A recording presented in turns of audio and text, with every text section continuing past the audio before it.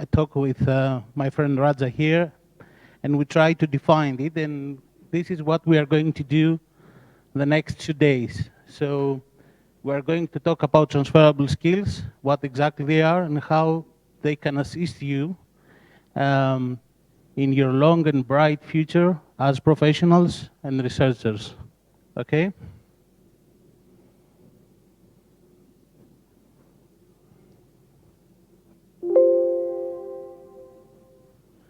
So the agenda for the next 1.5 days, it's gonna be a short introduction about what we're gonna do.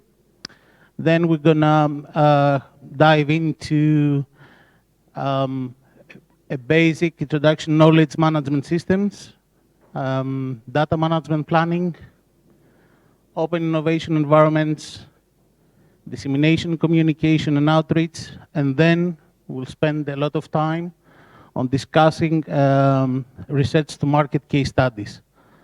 I think this might be the most interesting and the most useful part of this session. Okay, and of course, we're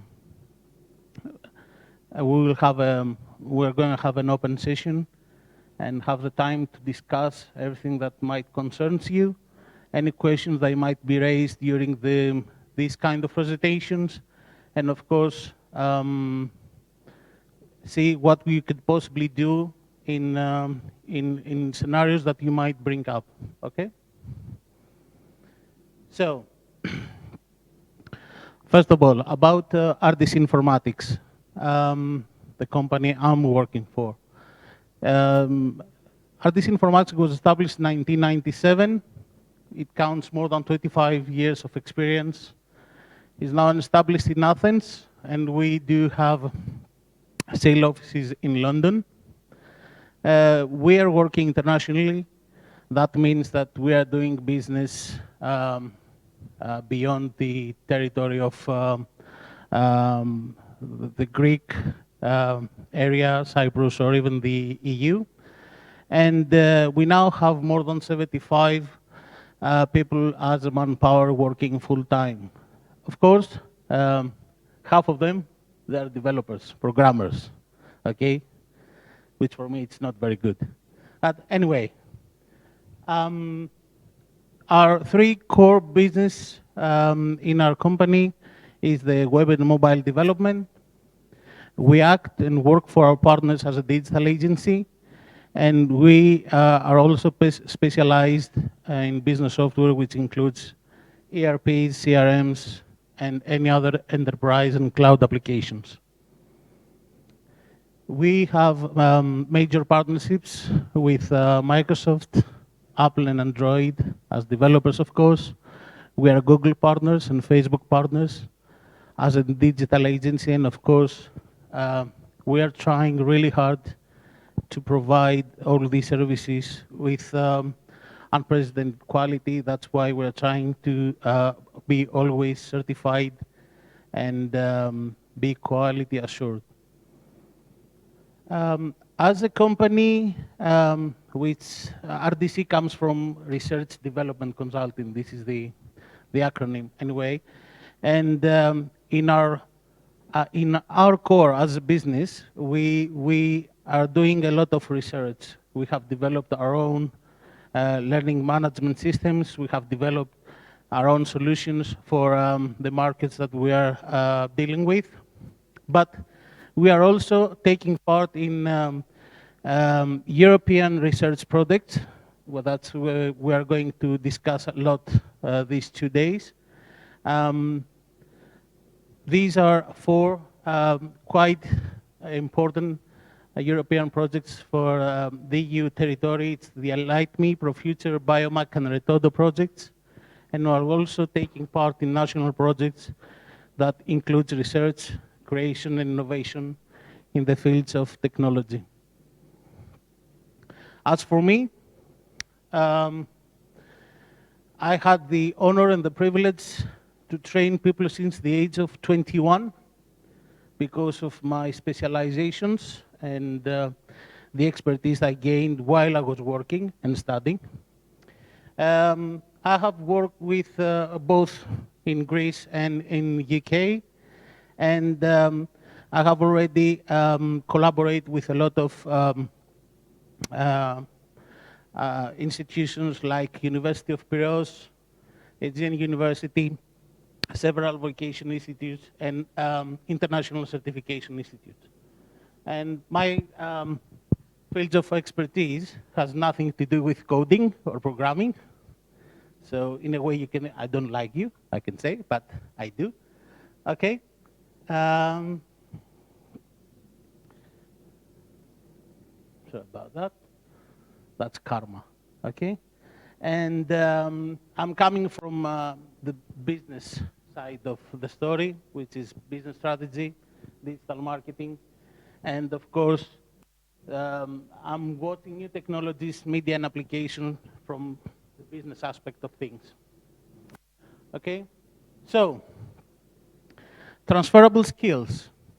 Okay, transferable skills are proficiencies that are useful in a variety of jobs and industries.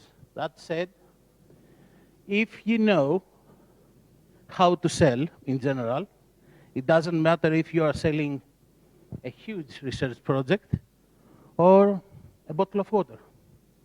This is a transferable skill, okay? If you know how to promote something, it doesn't matter if you're promoting yourself, the company you are working with, or the project you are working with, your research project. This is a transferable skill.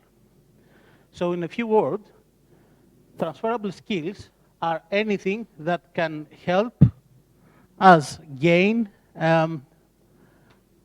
more while we are doing our basic job.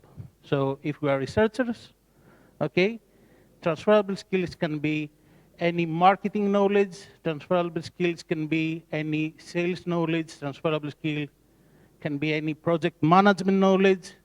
All these things are really important, and you know, we call them soft skill instead of hard skill, which can be coding, okay, or being able to work with artificial intelligence algorithms and stuff like that, okay, which I don't understand, but I love them, okay?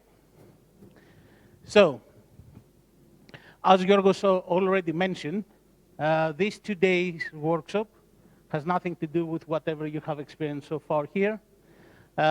It's not like a let's say, a draft training session which I'm going to speak only and you are going to watch or code. I'm expecting from you to discuss, okay? Have questions, interrupt me, raise your hands, and engage all together, okay? Because this is part of whatever we're trying to learn here, okay? To raise questions, to learn more, to ask how we can do things differently. Sometimes to think out of the box, which is really important, especially for people like you who always have, you know, a method about how they're doing things. It's really important to challenge yourself and start thinking out of the box sometimes, okay? This is what we're going to do. So, before we move forward with our agenda, I would like to meet you. So I would like to pass you the microphone, introduce yourself, say a couple of things about who you are, what you're doing, and what's your field of expertise, okay? I'm gonna start from George. Okay, so my name is Curie-Sklodowska, and I work here as a scientific coordinator, which is mostly on the management side of European and national projects. I have a background in physics, so I understand very well what you guys were doing during this workshop. I use a lot computing and coding and stuff, but not anymore. So Kostandino, we are like close now. Yeah, that's all about me. Thank you. Okay, I'm Georgiana Haralabous. I am from Cyprus and I study physics, and now I'm on master from mathematics and computing science. Hello, Nice to meet you all formally.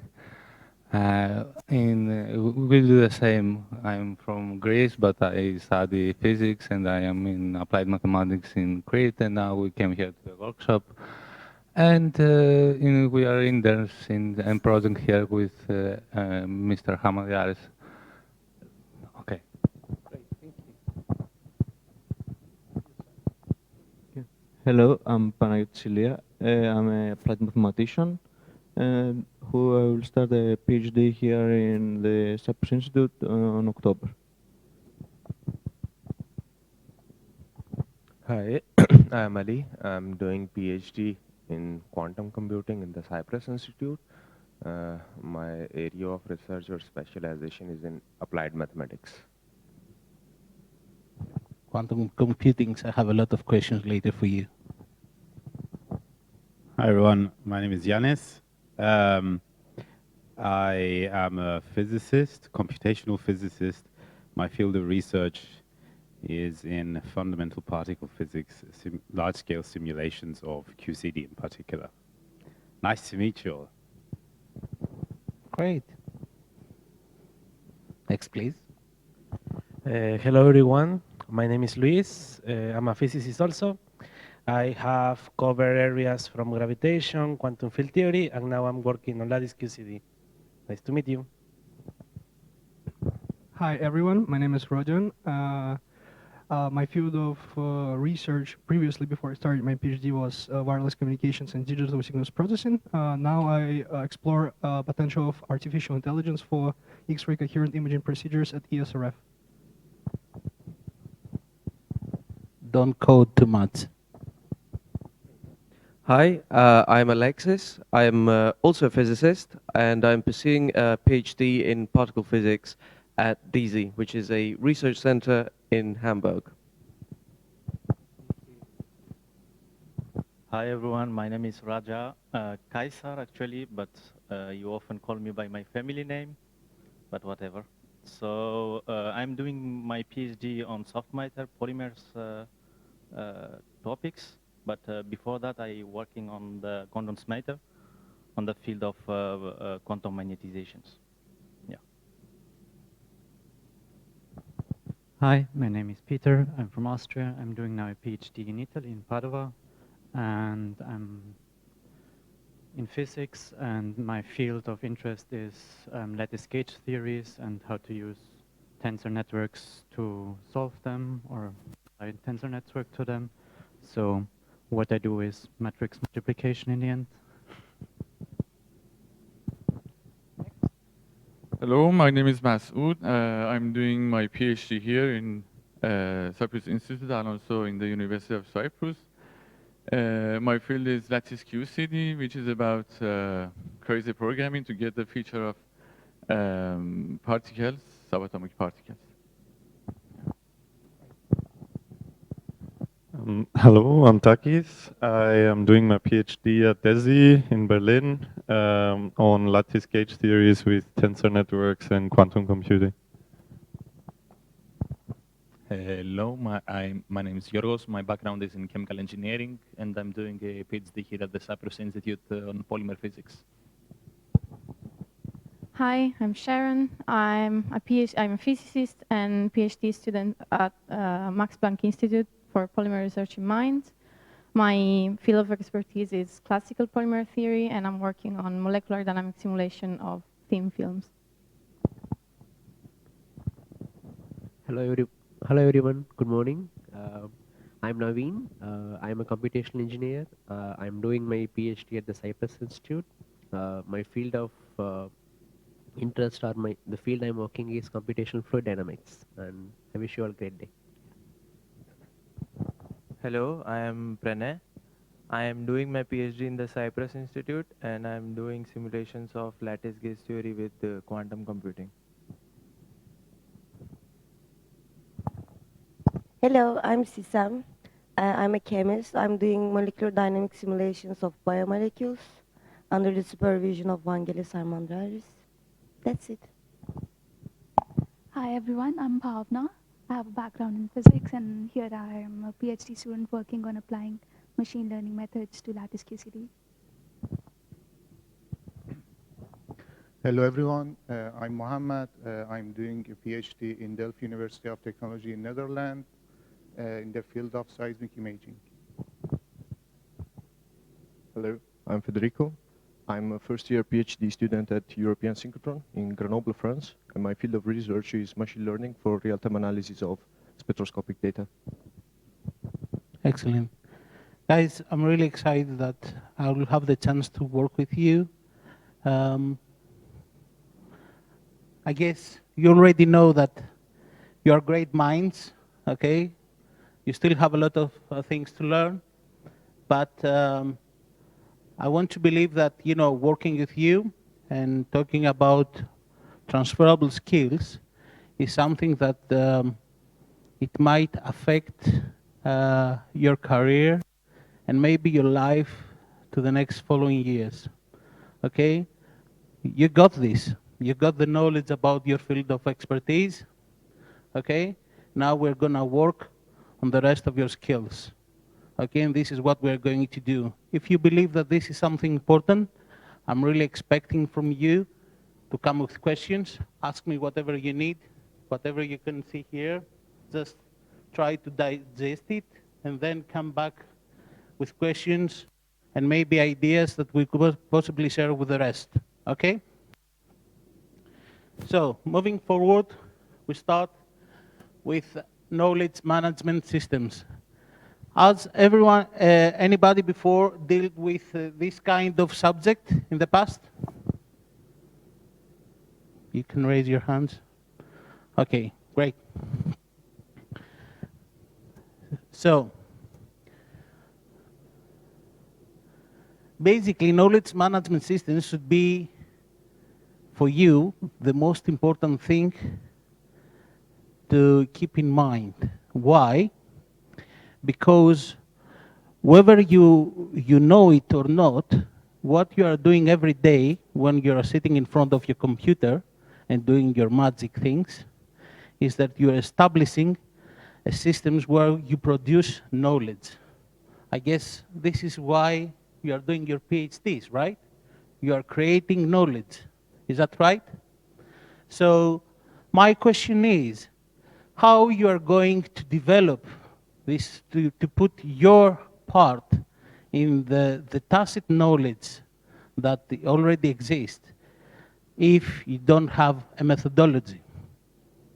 How you are going to better organize your studies if you don't have a knowledge management system in mind, at least, that it will help you, you know, build up your knowledge and become more efficient on whatever you're doing. So, more or less, this is what knowledge management systems are doing, okay? And of course, there are deep roots, both in academia, okay? And of course, in practice, in business practice, that we're going to discuss very quickly. So,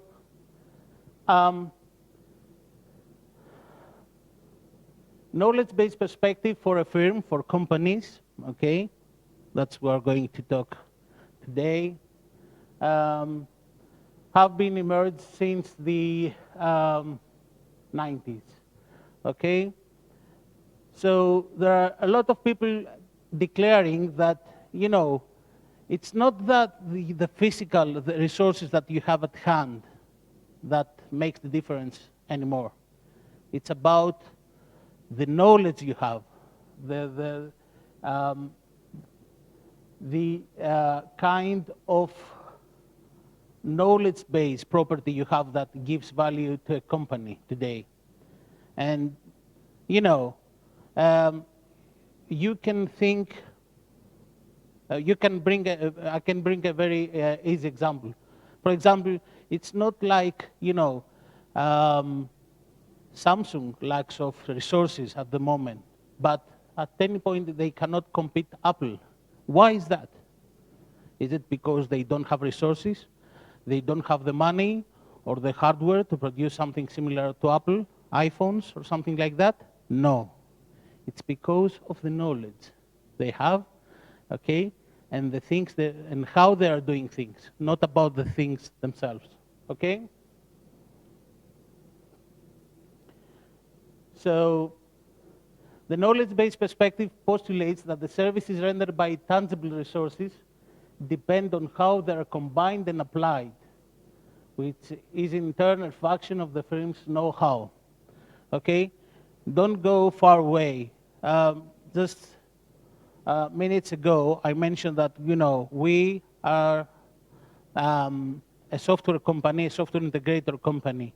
Okay, there are thousands of software integrator companies in Greece, but we have managed to level up and become #1 and #2 in our fields of expertise, not because we're not using the same software platforms, not because we have something that the others don't. It's because the way we're using it, okay, the level of understanding and the way that we're using it that may differentiate us from other companies, okay? Knowledge is embedded and it's carried through multiple entities, including organization culture and identity routines, policies, systems, and documents, as well as individual employees. Because knowledge-based resources are usually difficult to imitate and socially complex, the knowledge-based extension of the resource-based view of the firm posits that these knowledge assets may produce long-term, sustainable, competitive advantage. Okay, this is it, guys. We are done. Thank you for coming. This is the whole workshop. Okay? And staying here, I could spend 9 training hours with you talking about this, because you are the ones who are going to create the competitive advantages of the companies that you are going to work for the institutes that you are going to work for. And having that in mind, okay, it's really important to understand how you're going to make your knowledge into a company's or another entity's competitive advantage. It is really important to understand that, okay?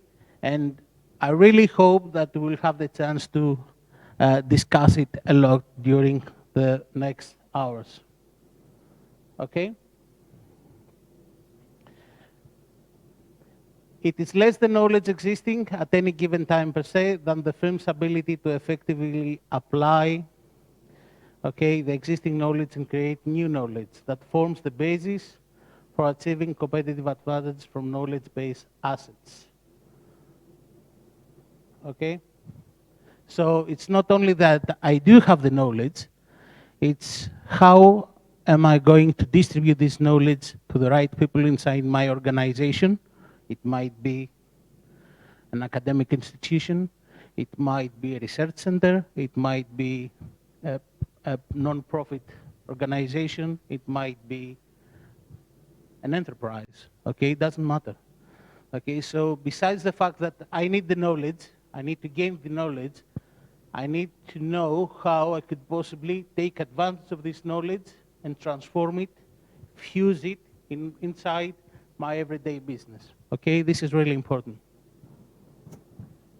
So there are basic concepts about coding, storing, and transmitting knowledge from years, okay? There are some examples here.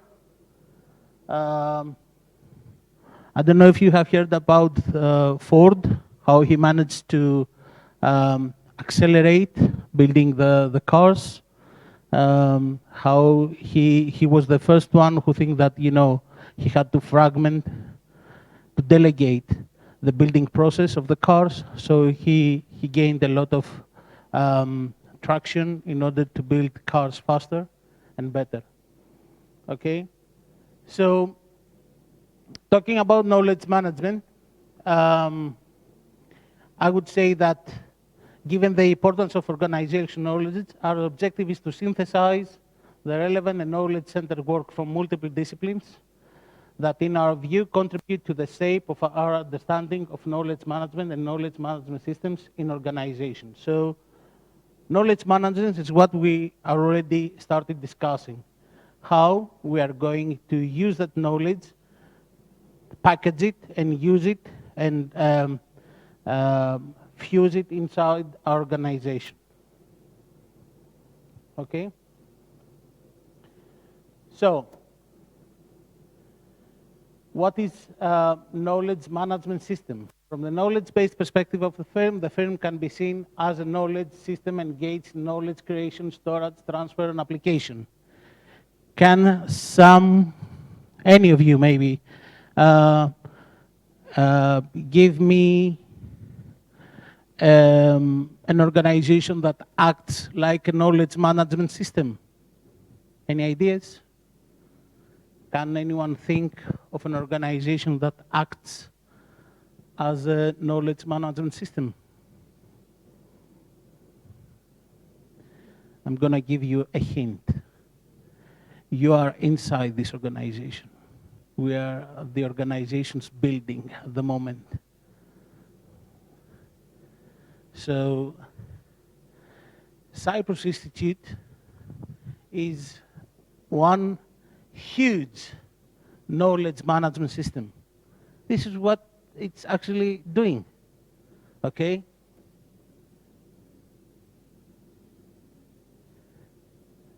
Cyprus Institute is creating, storing, transferring, and is applying knowledge.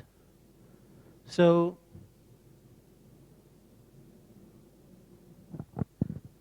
can you think any other knowledge management system that you could possibly, that comes to your mind? Yes? Of course. I'm going to tell you another one. It's our close environment, our family, our friends.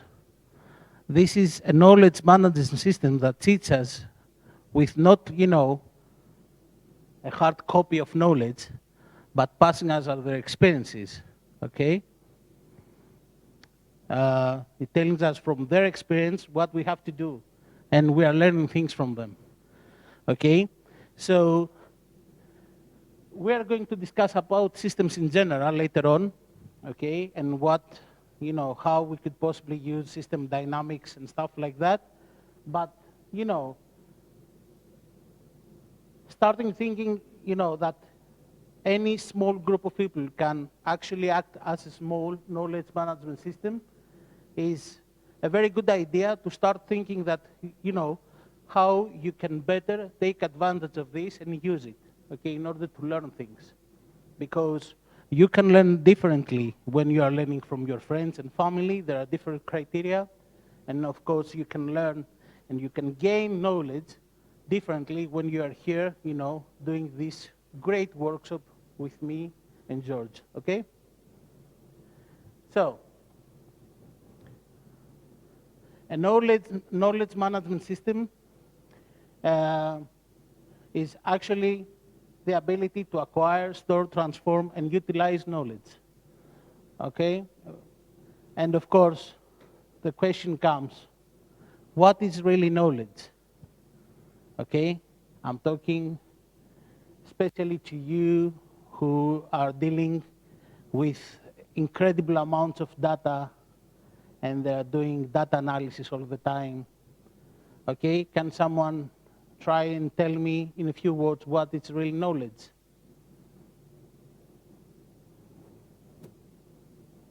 Of course, don't read from the presentation, okay?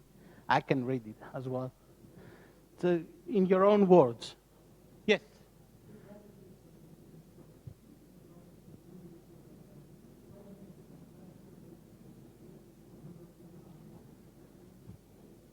Yes. This is what more or less knowledge is. So, there are different types of knowledge. In terms of perspective, okay, you can have different definition of knowledge, okay, based on how you see knowledge. Okay, knowledge compared to data and information, these are different types of knowledge you can have, okay? So, data is facts, raw numbers, information is processed, interpreted data, knowledge is personalized information. Can we all agree that this is something that, you know, makes it clear about what knowledge is and what's the difference between data and information?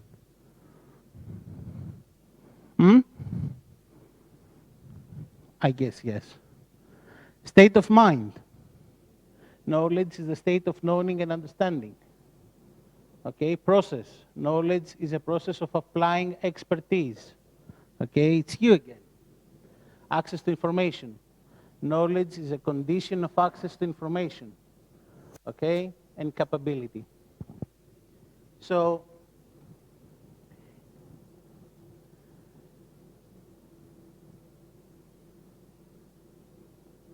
knowledge is a justified belief that increases an entity's capacity for taking effective action. So you are all struggling for knowledge.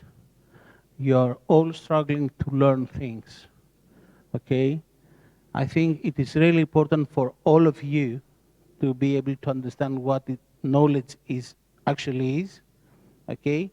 The different types of knowledge and how you can better take advantage of knowledge by doing knowledge management and using knowledge management systems. Okay? Do we have any questions so far? Okay. Did you have coffee in the morning? No, okay, that explains a lot. Okay. Moving forward. This is something also really important, I think. There are different knowledge types, okay? There is the explicit knowledge, articulated, generalized knowledge. When you are studying, you are gaining explicit knowledge. When a professor comes here and talks about hypercomputing, results, data sets, okay, chemical reactions, I don't know what else, okay, this is explicit knowledge. This is the knowledge that comes in written, okay, and it's a fact and very well organized and articulated. Tacit knowledge is the knowledge rooted in actions, experience, and involvement in specific contexts. This is the knowledge I'm really hoping you're going to get from me. Okay? So I'm going to share my experience about, you know, how many researchers are struggling to market themselves, okay, after they finish their PhD, because they do have all the package, the knowledge, they do have the products maybe, they do have the solutions, okay, but they don't know how to market these things, okay? So after studying for 8 years, 10 years, okay, you are in a position that you are an expert on your field, but you don't know to do, what to do about that, okay? So it's really important to get some tacit knowledge, transferable skills maybe, okay, that you can gain from all these type of knowledges and apply it to your business life and career, okay? Two main knowledge types, again, explicit and tacit knowledge. And let's see knowledge management in organizations. A survey of European firms by KPMG found that almost half of the companies reported to have suffered significant damage from losing key staff, with 43% experiencing impaired client or supplier relations, and 13% facing a loss of income because of the departure of a single employee. So this is a hint So this is why tomorrow you are going to be a very important person to the company that you are going to work with, especially when this company doesn't have any knowledge management system in place. Okay? That's because when you are bringing your kind of knowledge and your expertise, you are creating competitive advantages. When you are leaving this company, in most of the cases, you are taking this knowledge and expertise with you, leaving the company without being able to deliver the result that they have promised to the end customers, causing these kinds of problems. Okay? 49% stated that knowledge of the best practice is a specific area of operation have been lost when an employee left the company. Again, when I leave the company, okay, and nobody can manage the crazy scientist that you might become, okay, that's again another problem. By losing the communication that previously was already established, creating outcomes from the company's operation, okay, that generates a very big hole, a problem for the company itself. Okay?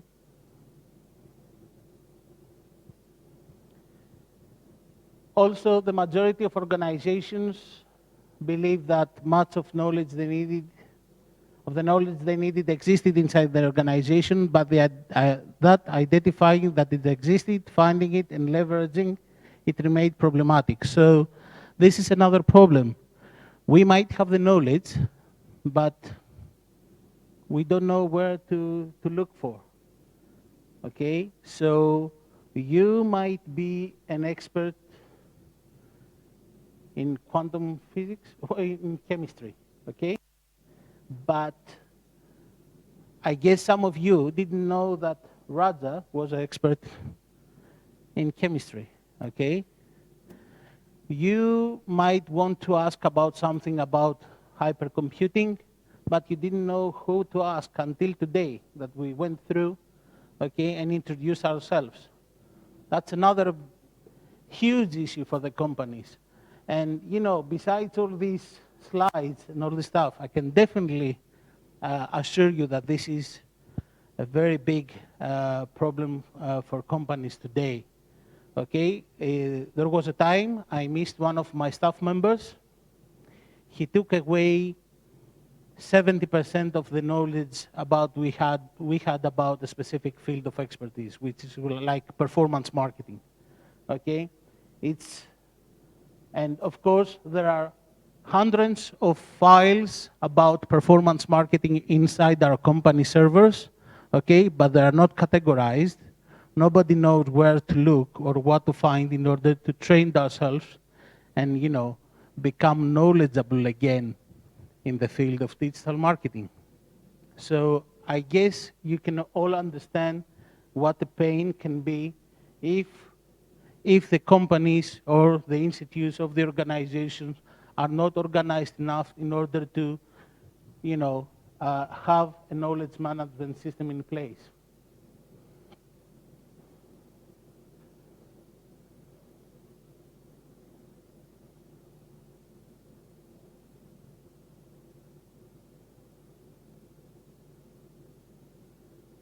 Okay, so knowledge management in organization, we can simply say that is a process of identifying, capturing, and leveraging the collective knowledge in an organization and help the organization to compete. As we said before, okay, by knowing, okay, create competitive advantages for the organization.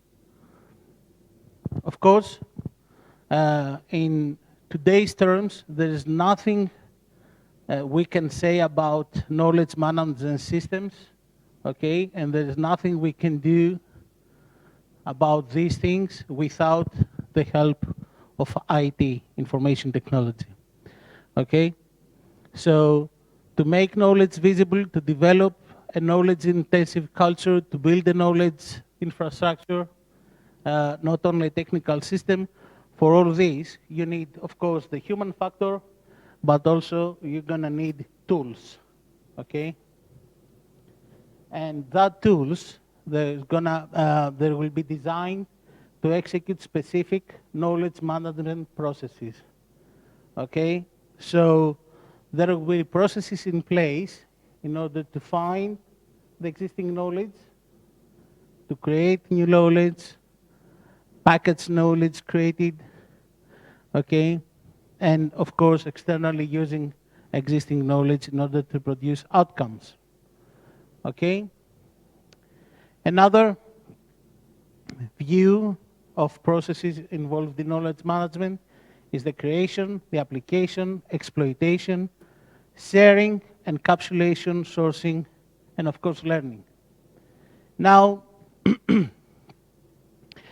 I think, and please correct me if I'm wrong, none of you have ever think that whatever you are doing now, studying and, you know, studying being a big part of your life, is actually like living in a big knowledge management system.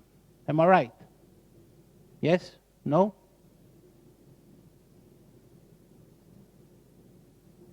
No?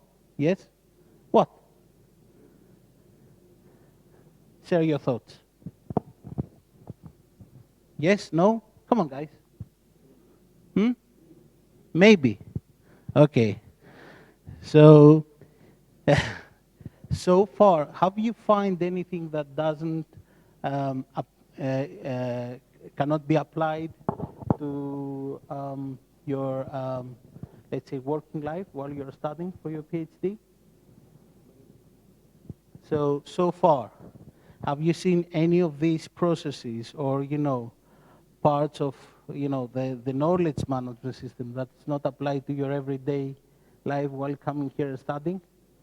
For example, don't you feel the need, don't you have the need to create knowledge, aka PhD, okay? So, do you have applications within the organization that you are using this kind of knowledge in order to create new one? Yes. You don't have any knowledge. For example, do you have your libraries? Digital libraries? Yes. So you do have applications that actually you are using in order to learn and help you create knowledge. Okay? Do you need to publish papers on your field of expertise? Okay? So you are doing some kind of exploitation about the knowledge you're acquiring. Okay? And then you publish these papers. You're sharing them and you disseminate them. And then I think you have to have at least 3 publications to take your 2 publications. Okay. I've got only 1 so far. I need 1 more. Okay? And then, again, encapsulation, capturing and recording experience and know-how. This session is being recorded, so you can watch it again. Okay? So, yes? No? Okay? Sourcing, locating a person to find and share the knowledge with you. Okay? And of course, learning. Yes, you have to spend some time and learn some stuff by yourself. Okay? So, again, we are living in, let's say, in a parallel universe. We are living also in a knowledge management system. By understanding that, it will help you, okay, better take advantage of what you have been given and use it in order to move forward. This is really important. Okay?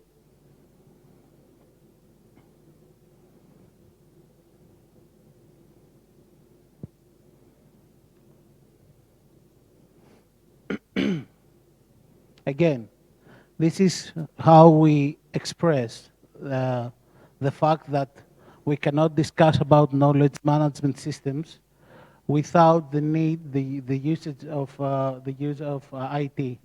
Okay, and we need it to code and share the best practices, to create corporate knowledge directories, and of course create knowledge networks.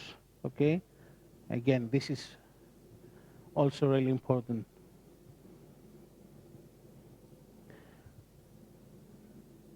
And there are countless examples from different industries that shows that, you know, people who know more stuff about their customers, their audiences, the people that they're really interested about, you know, find them or discuss, okay, they have more chances to succeed compared to other people that they don't have this kind of knowledge. This is an insurance company, okay, with an example about how they did things before and after.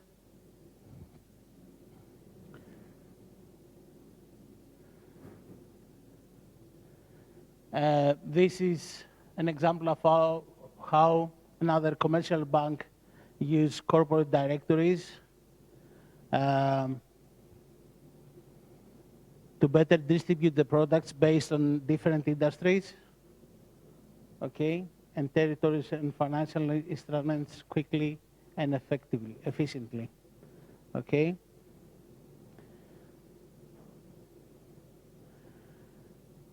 Another example of creation of knowledge networks, Ford found that just by sharing knowledge, the development time for cars was reduced from 36 to 24 months.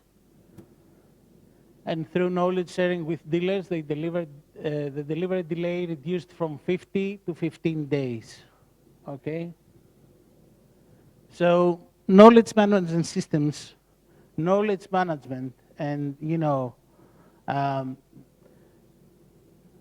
dealing with knowledge, it's not, of course, something new, okay? It's all about the perspective, okay? And it's all about how we can better understand, okay, and use all this knowledge, okay, to be in position and learn better, be more efficient about that, okay?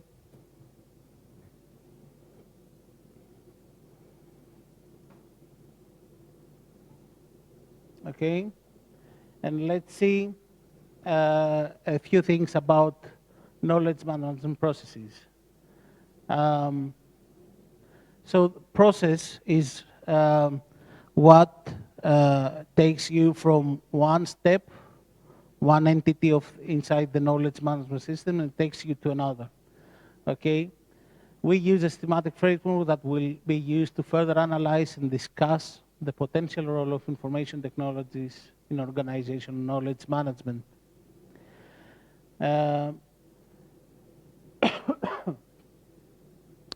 According to this framework, organizations as knowledge systems consist of 4 sets of socially enacted knowledge processes: construction, storage and retrieval, distribution and application. Okay? Keep these 4 bullets, because then we're gonna play a game. Okay?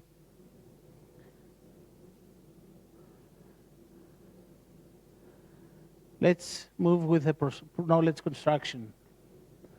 Okay? Organizational knowledge creation involves adding new components or replacing existing components within the organization tacit and explicit knowledge. I'm gonna stay here, and I think there's an example about that later on. Knowledge construction. There are 4 modes of knowledge creation, okay? Socialization, externalization, internalization, and combination. Always we are talking about knowledge construction within an organization, okay? The socialization mode refers to conversion of tacit knowledge to new tacit knowledge through social interactions and shared experience among organizational members. Okay, so the fact that I might be a little crazy is a knowledge that you gain from interacting. Okay, this is a socialization mode of knowledge management process. Externalization refers to converting tacit knowledge to new explicit knowledge. Internalization refers to creation of new tacit knowledge from explicit knowledge. And of course, the combination mode refers to the creation of new explicit knowledge by merging, categorizing, reclassifying, and synthesizing existing explicit knowledge. Okay, so you can take whatever it is written and justified in literature and combine it with whatever I'm sharing with you from my experience, and you can create new knowledge, okay?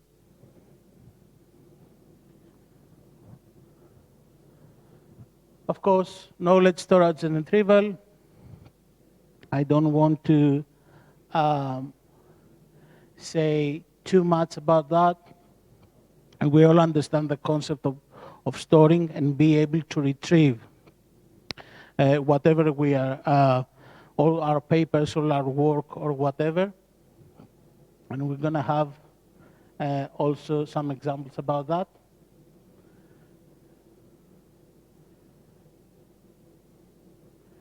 And let's see one of them now.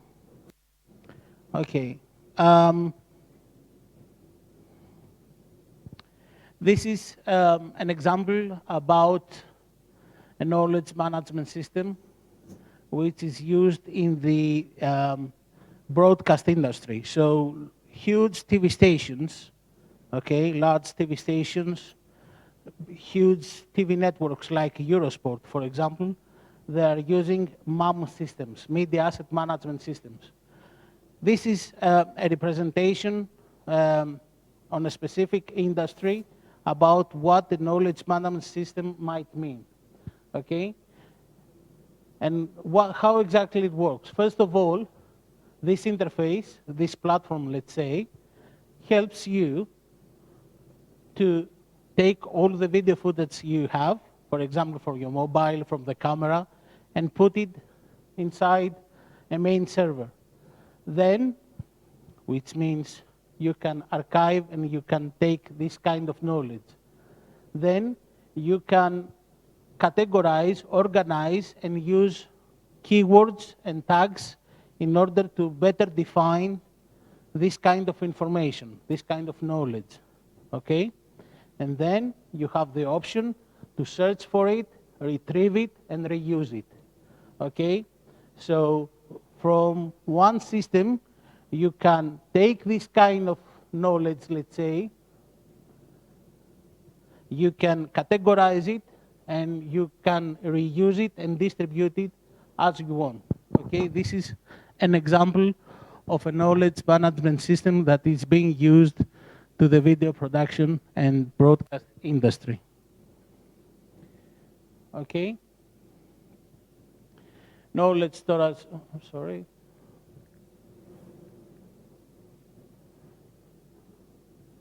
Ingest, organize, edit, validate, distribute, archive, recall, and all these available through specific search tools are creating a knowledge management system based on IT, okay?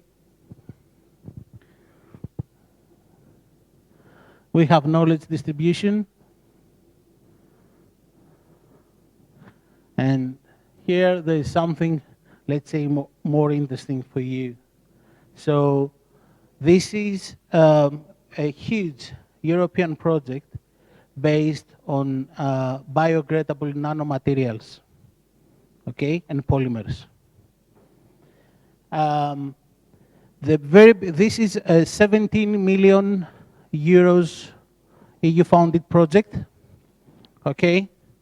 It has 33 partners from 12 countries around Europe And the last time I checked, there are at least 140 people working on this project, okay? From small and medium-sized businesses to enterprises, to academic institutions, any type of organization you can imagine is taking part of this huge project.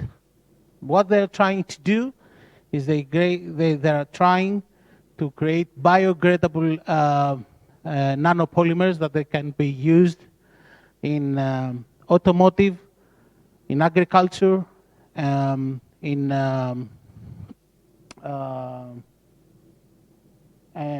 printable electronics, different types of test cases, and they are offering a complete open innovation testbed environment where a company can join, discuss about the solution, find the raw materials, define the processes, and then create products that can be used with specific characteristics, okay, that this project has been able to produce. Okay?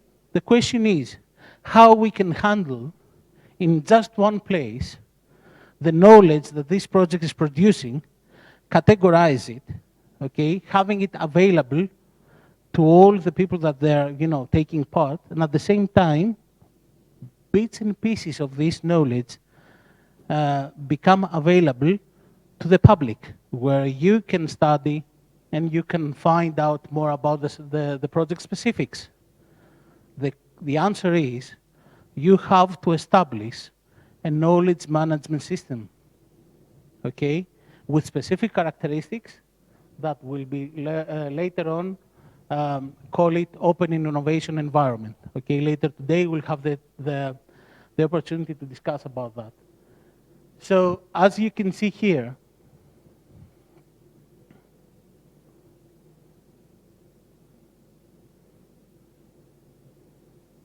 okay, this platform, let's say, which is a collaboration platform, gives the opportunity to include all the meetings, for example, that the consortium of this project has made, include all the data sets that the pilot lines have produced, okay, in a format that is fair, which means findable, accessible, interoperable, reusable, okay, all these things that, you are dealing with data sets, so I guess it's quite interesting to be able to have such kind of tools in motion so you can collaborate with others and, produce new outcomes, okay, and at the same time being able, through a specific user access management system, to be able to distribute specific outcomes of this project to the public. Okay, so all this kind of tools, let's say, is part of a knowledge management system.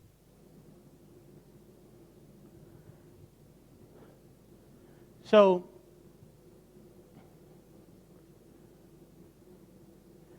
an important aspect of the knowledge-based theory of the firm is that the source of competitive advantage resides in the application of the knowledge rather than the knowledge itself, which I think we can all agree that, by just knowing something, that doesn't mean that you are in position to create a competitive advantage on whatever you are doing.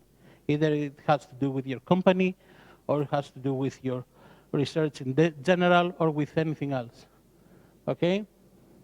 A major challenge in knowledge application and organization is the absence of a collective mind and a central memory. Of course, if every one of you could know and remember, each other's knowledge, everyone should be, like the most wise people Earth could know. Okay, and of course, this knowledge is distributed among multiple agents. I'm an agent. The institute is another agent. Okay, the The telematics on the bus station is an agent providing information and, knowledge that actually the bus is going to be in 2 minutes from now, okay? And it's dispersed in time and space. Knowledge integration is a significant facet of knowledge application organizational settings, okay? The essence of organizational capability is the integration of individual specialized knowledge to create value, okay? Value, underlined, bold, and italic, okay? Through conversion of inputs to outputs in the form of organizational products and services. He further identifies 3 primary mechanisms for the integration of knowledge to create organizational capabilities: directives, organizational routines, and self-contained task teams. Okay, so the reason I'm staying here is about creating value. So, what is knowledge for you? Yeah, what is knowledge for you? Well, it's a very complicated question, I think. Yeah. But knowledge is first creating ideas in mind, then kind of formulate it, but not necessarily in mathematics way, but more trustfully in mathematics. And then, I mean, generally. And what is the value of knowledge? Well, it's the most valuable thing because I'm working. Yeah. Yeah.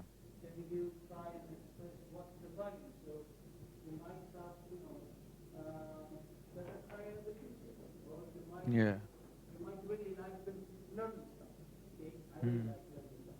Yeah.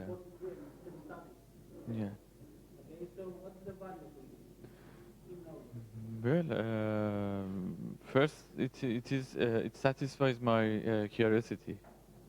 Secondly, it is also, of course, useful for the future of humanity and also even maybe in my life. And that's it. Yeah. How about you? You're avoiding me all day. It's your time now. What kind of value you find in knowledge for you?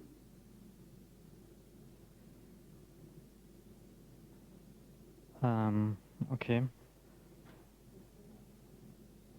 I guess it's worth to seek for knowledge to contribute to society in some way or the other, but not necessarily in a capitalistic way, I would say. Okay. So, to all of you, there is value behind the knowledge you are trying so desperately to gain. Okay? For me, knowledge when I'm working, it means making money, serious money. Okay? And don't get me wrong, I really like it. When I'm talking to you during the breaks or now, for me, knowledge has a great value because it gives me the opportunity to share with you my experience and try to give you some examples because you are going to be the lead scientist of tomorrow. And by acknowledging, you knowing some stuff, how you can share the knowledge, the importance of being able to distribute the knowledge helps me achieve my goal, which is to make things better, generally speaking. And at a non-capitalistic way, of course, well. Okay? To be able to speak in the right way to my daughter, who is 17, okay? It's a challenge, but it helps me communicate and helps me to take our relationship with my daughter a step further. Okay, so knowledge creates value in every part of our life. Okay? Again, it's not that you are not doing it. It's whether you have realized that knowledge can affect you in different parts of your life with different ways, especially you, okay? That you are trying to achieve great things through different paths of studying paths, okay?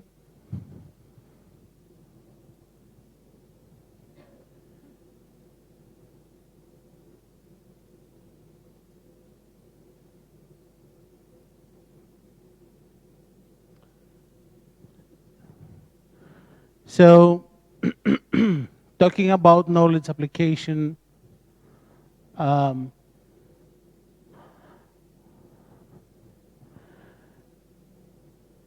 organizational routines refer to development of task performance and coordination patterns. Of course, they have to be patterns in order to be able to achieve specific outcomes when it comes to transfer knowledge, okay?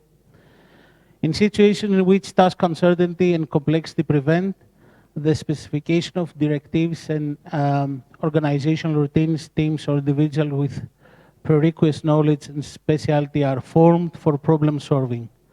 Group problem solving requires intense communication, coordination, and collaborative processes which are actualized in the form of frequent interaction and knowledge exchanges among the team members. What does it mean? Who is dealing with machine learning and AI? 1, 2, 3, 4? Okay. I'm coming from business management and all this theoretical stuff, okay, that you might hear it and you get, you know, the goosebumps or whatever. But when it comes to achieving a very complicated matter, I work together with one of you. So what we're going to see later on, we're going to see how I combine my knowledge, which is in business, with a scientist that is doing machine learning algorithms optimization, and I addressed a very significant problem in today's business lives, which means optimization in digital marketing, optimization in how to spend money and get the best results, okay?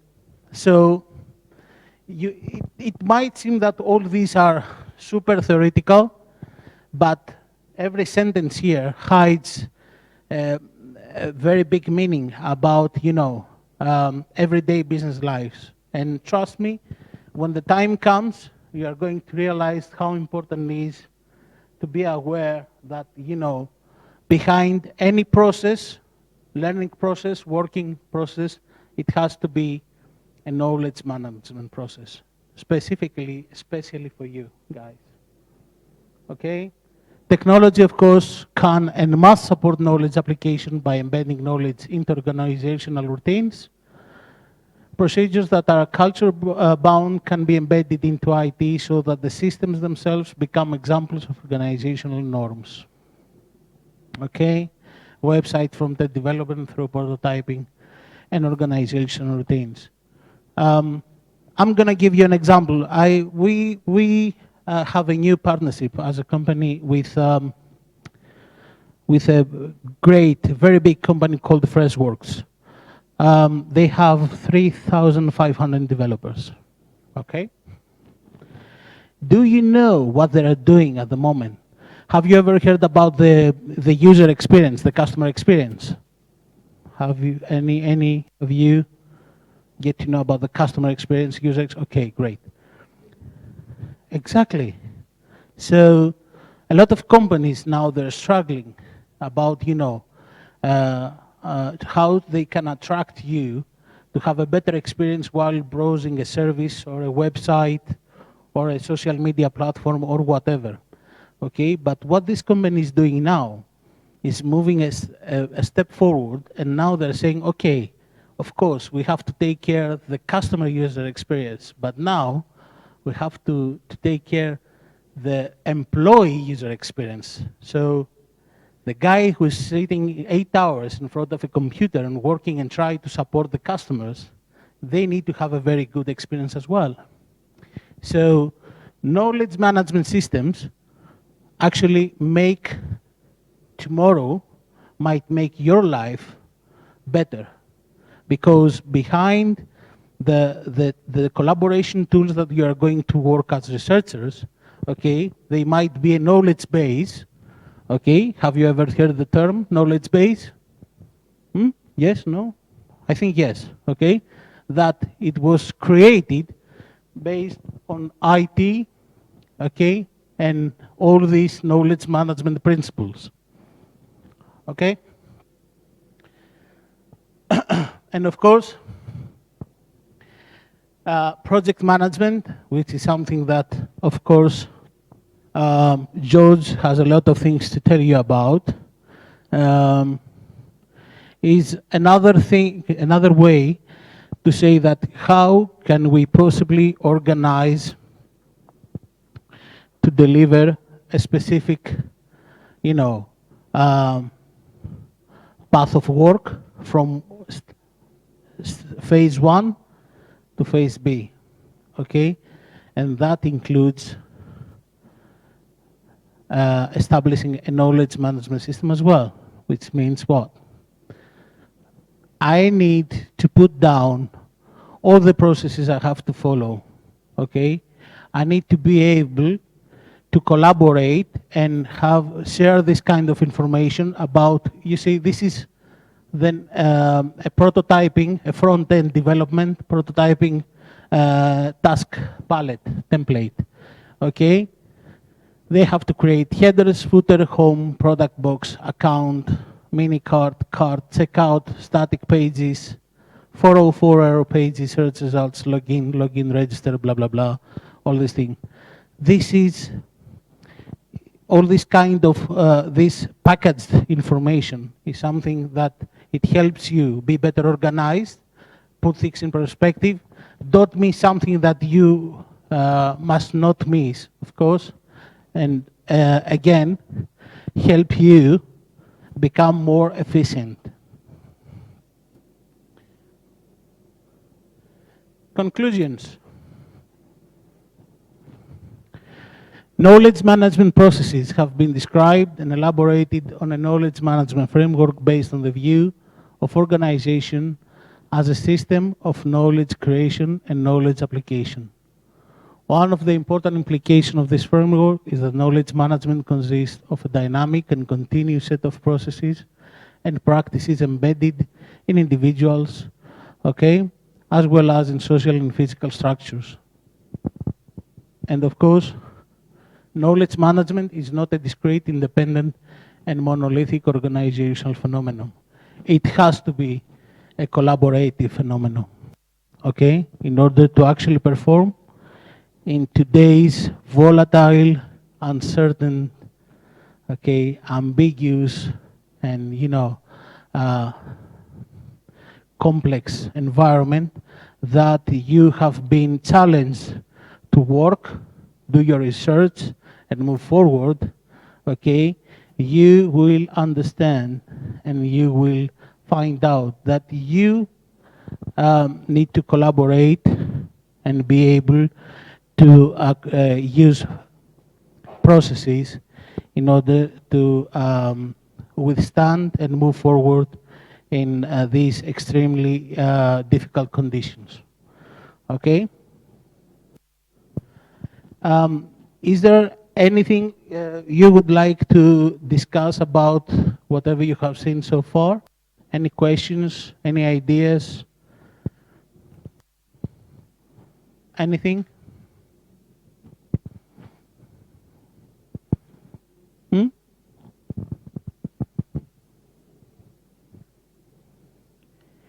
Is there something that you can, you know, find yourself about doing without even knowing or not during all this process of your studies, of your work. So I guess all of you have understand the meaning of the knowledge management and knowledge management systems, right? Okay, because we're going to have a test later on. No? Okay. So I'm going to let you have a coffee break, okay, or continue doing your coding, and then we'll come back with more theory that I know you love, okay? Great. I'll see you at 11:30, right? Excellent. Adapt, okay, to be flexible enough to realize at an early stage what it's coming, okay, and be able, okay, to better negotiate and deal with others, okay, your colleagues, your professors, okay, your bosses, your whatever this can be in the future, okay? So it's really important to remember that.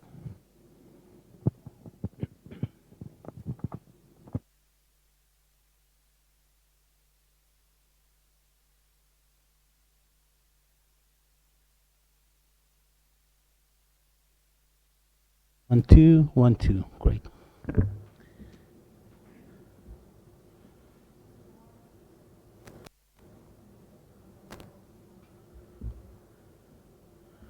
So for the next session, we are going to discuss about data management plans, okay?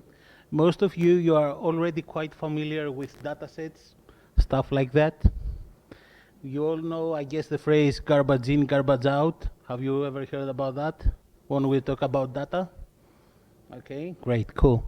So we are all on the same page. But when it comes to European founding projects, okay, there is a way about how you plan your data management processes. And I'm talking about European projects because it turns out to be, you know, the new standard about how you're planning your data management. And I think during our transferable skill session, it's really important to have a quick view about this data management planning, how it's being done during the working with European projects and specific European projects where we can see examples and how, you know, from theory to practice, how a concept or an idea of a project can turn out to be a full populated database with data sets, specific data sets that they have the FAIR principles, which is findable, accessible, interoperable, reusable, okay? So this is what we're gonna be, and this is what we're gonna do in the next hour and a half before we go for lunch, okay? And do some chemical reactions with digesting and eating, okay?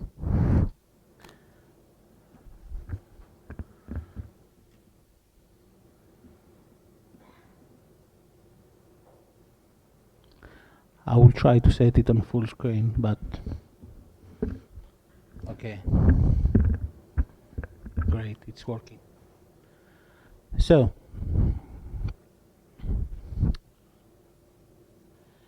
if you had the chance to read about the curriculum of your workshop concerning the transferable skills, you will see a few words like open science practices, ethos, and stuff like that.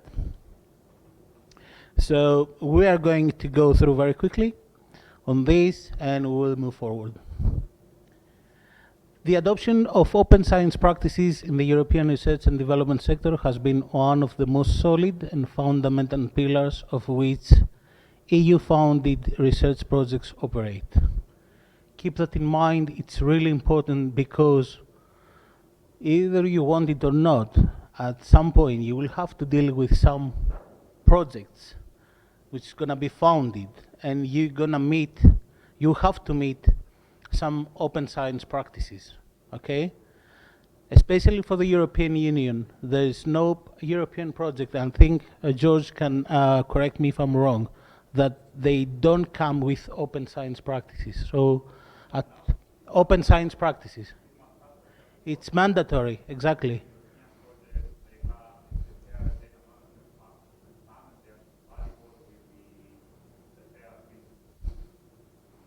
So, if you ever had to deal with a European project, you have to be aware of these practices, okay, and the FAIR principles as well. There are many benefits to be considered, as not only the society can be well informed and even directly engaged in the research innovation process, but also the general public, and in particular European citizens and taxpayers, can be evidently assured of a transparent, well-directed and efficient EU research and development policy. That's so self-explanatory, there's nothing to discuss about that. From the researcher's point of view, open science practices have a tremendous impact of the ability of our society to innovate, removing barriers and rendering research results and technological advancements findable, accessible, interoperable, and reusable, FAIR principles. Throughout the past years, the adoption of open source science practices has improved the quality, efficiency, transparency, and social acceptance of research in Europe. In other words, the European Union stopped doing research for itself, and they start what? To communicate what they are actually doing through the research and development projects in order to become more acceptable as a norm. So, okay, people, they have to stop thinking that, you know, they are taking our funds and our taxes, and you are doing, I don't know, whatever you are doing with these, claiming that you are doing research. But, you know, by changing and adapting all these policies, will help the European citizens better, you know, accept the fact that, you know, we need research, we need development in order to move forward, protect the environment and stuff like that. And that helps the researchers as well, because they can, you know, do a better job. They can feel that they are socially recognized about their offer to the society. Before, some of you shared with me that, you know, I want to do research for the better good, for everyone. So here it is. They have to be policies in place so you can protect the researchers for doing the research. Okay? All open access material, as well as scientific publications, can be issued as open access by utilizing the open access data repository, such as Zenodo, OpenAir, Open Research Europe platform, and stuff like that. The goal is to ensure that integrity and the reproducibility of the project results, as well as to facilitate derivative of relevant works using, integrating, and or building on these results. So we have a lot of research projects at the moment running, and I guess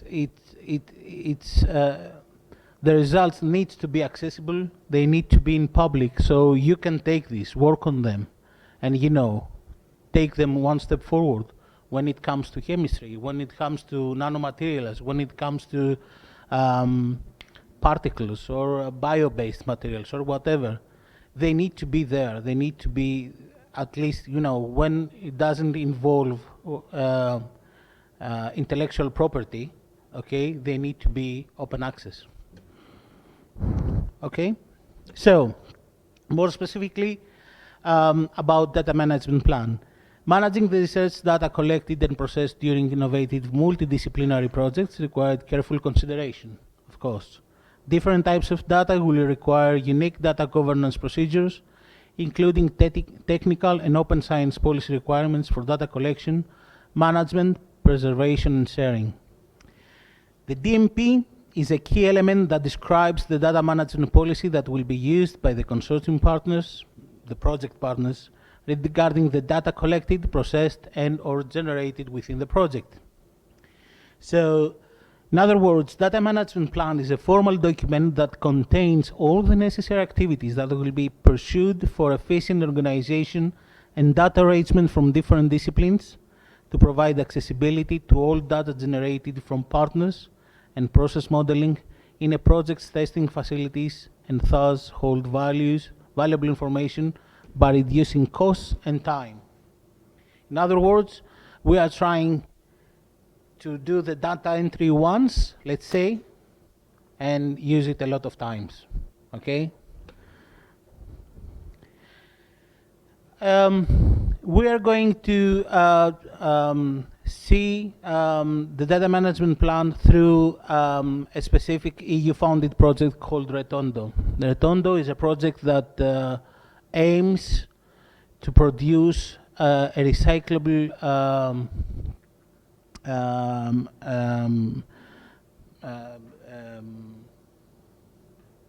cross-link polymer to be used in pipes construction and solar energy cables.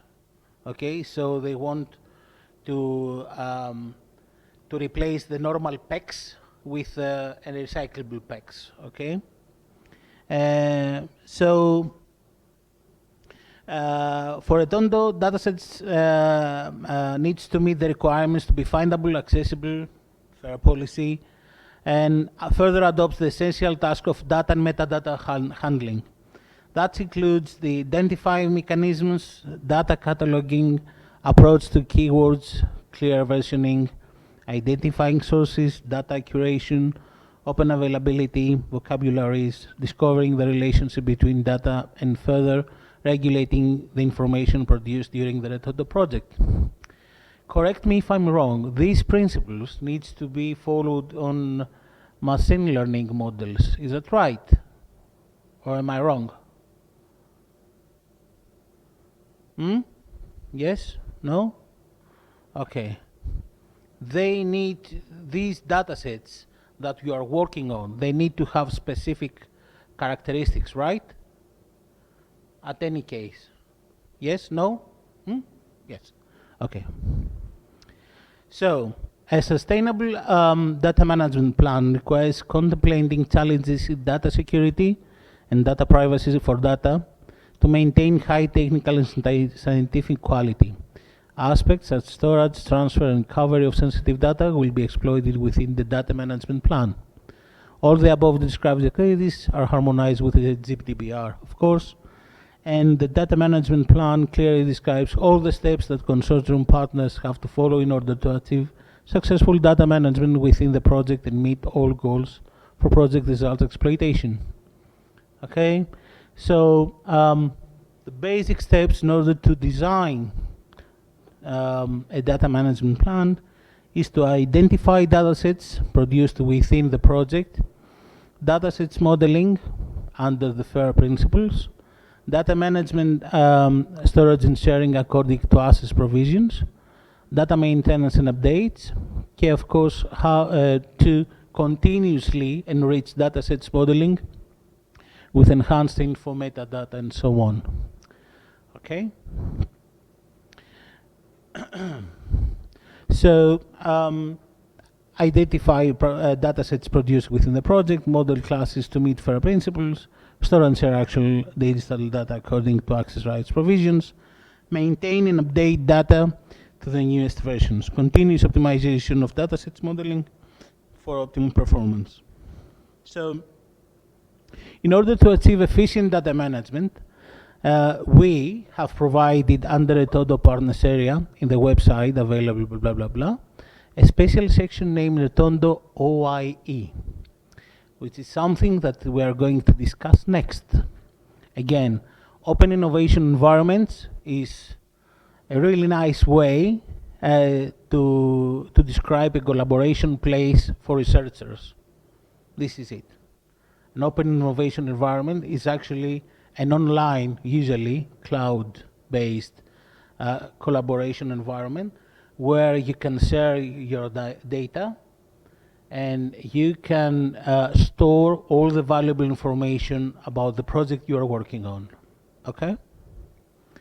So the Open Innovation Environment is a digital set of tools for datasets modeling and data management, and of course will be available on the partners area of this project's website. The document describes the use of these tools and will assist partners to achieve optimal data management processes, as will be described in the next paragraphs. So the first thing you have to do, okay, is to create the form of the data that you are going to be challenged to collect, okay? And this type of data that you have to collect, they must be relevant to the objectives of the project, okay? Because as you can know, during a research, you are going to collect tons of data, but you have to stay focused on the objectives of the project. Otherwise, you're gonna collect tons of data that they're somehow useless, okay?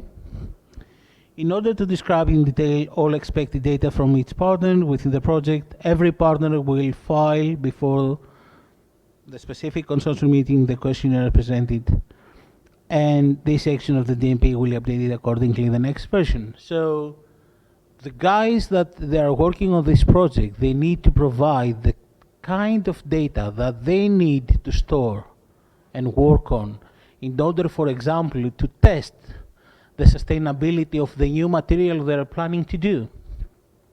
They need to define the data sets they're going to work with in order to describe the processes that they are going through in order to validate the same results. So the data management plan will be effectively designed and it's going to succeed its goal only if you describe and better define the data that you want to collect, and you need to be able in the future to have access, work on, and try and generate results. Yes. Yes, of course.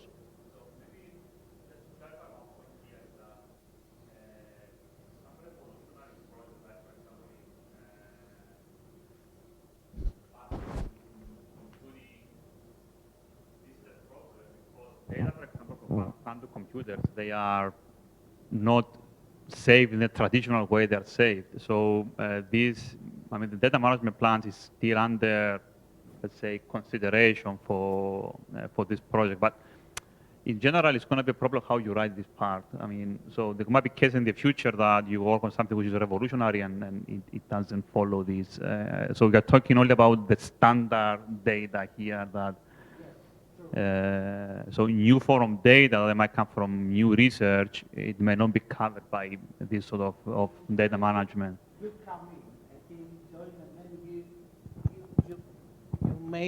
You might be able to find machine learning models where you can approach approximately what type of data you might want. Okay, this is a crazy problem that you might have to deal in the future. Keep in mind that things are going to become more complicated when it comes to research. It's not going to become easier. Okay, but the good thing is that as all the problems evolve, you are going to evolve with them, and you will be in position to develop tools that are going to help you address tomorrow's problem as well. So there is hope, okay? But when it comes to address specific problems that they are not so complicated like quantum computing, okay, this is a norm that we usually follow, especially when it comes to EU-funded projects, okay? Again, if you have any questions, just raise your hand or start shouting I will understand you have to say something, okay?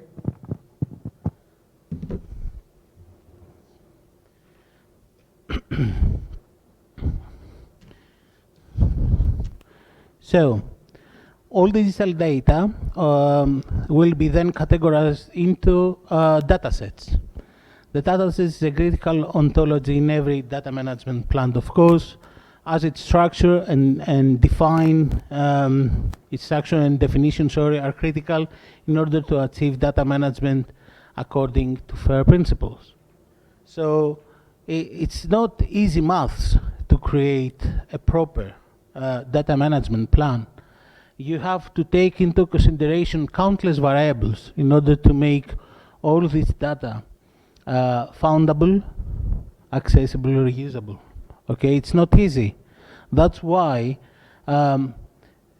splitting what you actually need to do in parts, making small projects inside what you're trying to achieve, it's going to help you design better the data sets that you will have to set for your project requirements.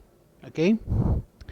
The data handling the project will be documented in a dataset template, which has been created to compile the most relevant information on the dataset lifecycle. The dataset template includes the following sections: data summary, fair data, findable data, accessible, interoperable, reusable, allocation of resources, data security, ethical and legal specs. So in most cases,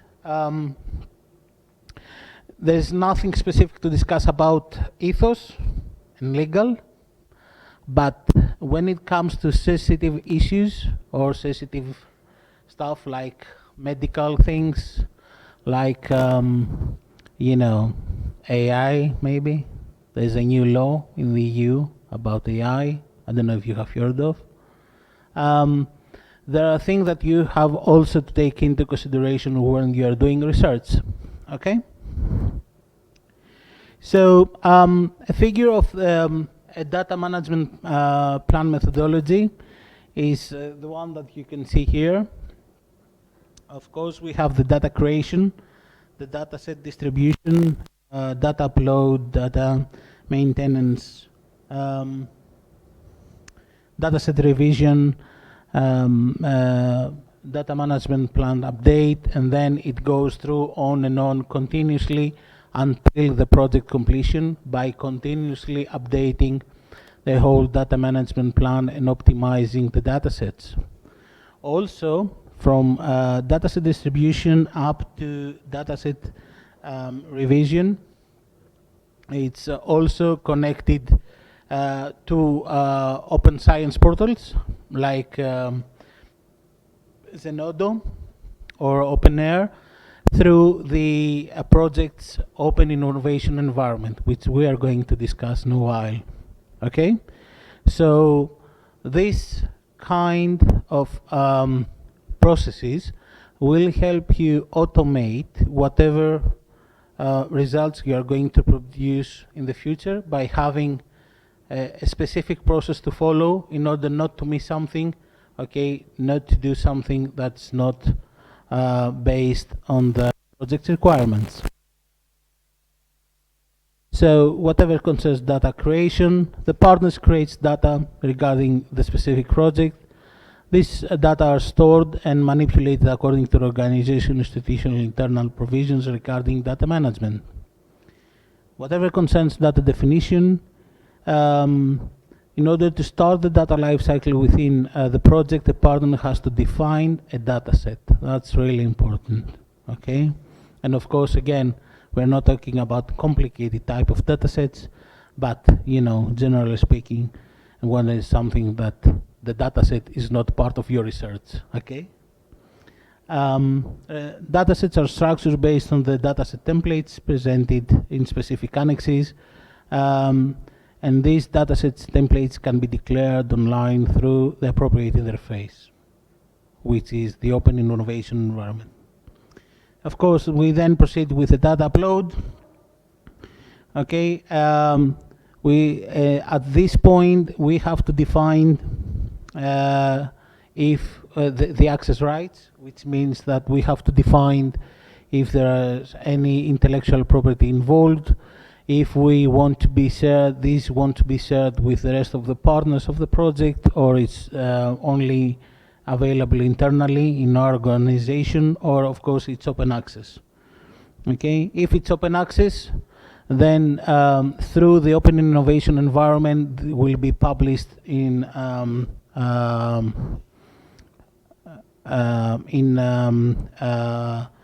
open access data repositories like Zenodo. Okay, and then of course we have the data maintenance, dataset revision. Okay, as the project progresses, our partners will be able to update the definition of the dataset through Retondo, enrich it with more metadata, define more searchable keywords, etc.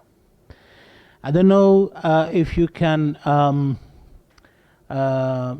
relate what you are seeing here with the example I showed you earlier on the knowledge management system about the media asset management systems. We saw about the broadcast industry, the video production industry. We saw that, you know, the database, they're using keywords, they're using metadata in order to update and archive and organize and reuse all this footage. Okay, so all these similarities, and keep in mind that we're comparing two completely different platforms. Okay, the one platform is a collaboration tool for a big European project. The other platform is a media asset management, but because they are dealing with data management or knowledge management, as we can say in a way, they have a lot of similarities. Okay, all of them, they still have to have a system where they can store, okay, archive, organize, and have it have all this data accessible, reusable, and findable. Okay. So the next step after we have defined the data management plan is to use an open innovation environment. As I have already mentioned, an open innovation environment is nothing more than a online collaboration place where researchers can share, can collaborate, of course, and share data. Okay, the basic principles of these open innovation environment platforms have these three core elements.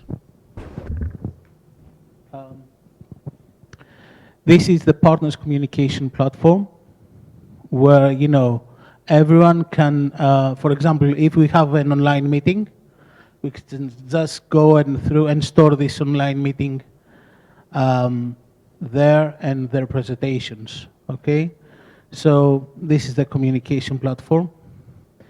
This is the open innovation environment, where it includes all the data sets that we have created, all the data that we have shared and we want to share on specific access rights, okay, where they're protected by intellectual property, or they're being shared within the partners or its open science repositories.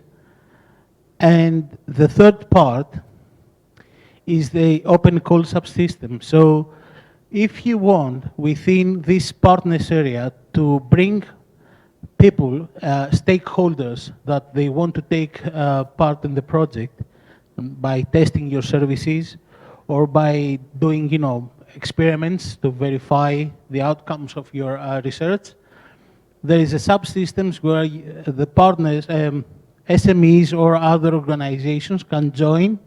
They can apply for the kind of the open innovation testbed services that you are offering within the project, okay? And then you can process it, having available at the same time all these resources at your disposal. Now, all these modules can be available through a personalization engine.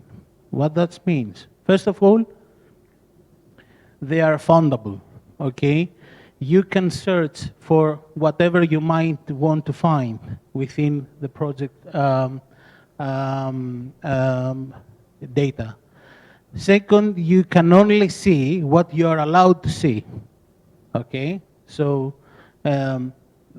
not all of the partners can see the same things. For example, if I'm the project coordinator or the lead researcher, let's say, okay, I can see almost everything. But if I'm just a communication or a dissemination, let's say, a manager of the project, I don't want to have, to be honest, or I don't need to have access on the technical aspect of the project. Okay, I need only the outcome so I can communicate it. Okay? So, in this platform, the Open Innovation Testbed Communication Platform, all collaboration tools of the partners collaboration area have been implemented. And this core, let's say, sorry, this open environment core, okay, is normally embedded inside the project's portal, okay? And of course, the open innovation environment needs to be implemented in accordance with the data management plan strategy we have already designed, okay? And of course, by following and repeating the same methodology we have applied in the first place about the data management plan, we are able to further develop and update the specific platform. So more or less, this is how an open innovation environment looks like, okay? Of course, this is the open innovation environment we have developed on behalf of the major European projects that we are involved. But more or less, this is the core elements that an open innovation environment needs to include in its core. And of course, these are the content library where you store and you keep all the meetings you're doing, talking about a specific work package or a specific pilot line or, you know, the complete progress of a project, okay? And you can find on the content the presentations as well in PDFs or PowerPoints. You have the online meetings, the upcoming online meetings. You have the download center, the services, and all the different data sets that you have already defined. And you are now able to upload on the Open Innovation Environment platform. Of course, there are several search tools, okay, that you can use in order to find the right information at the right time when you need it. And behind this OIE core is the integration with all the open science platform repositories like Zenodo, okay? Just to have an overview about how a research project is working, okay?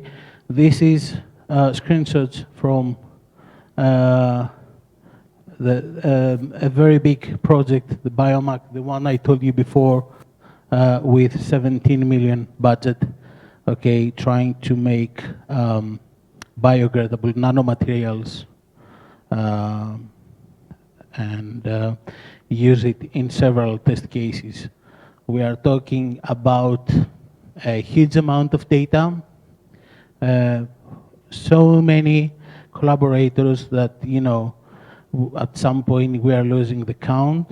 But again, the outcomes, there are so many that can only be handled using an open innovation environment platform.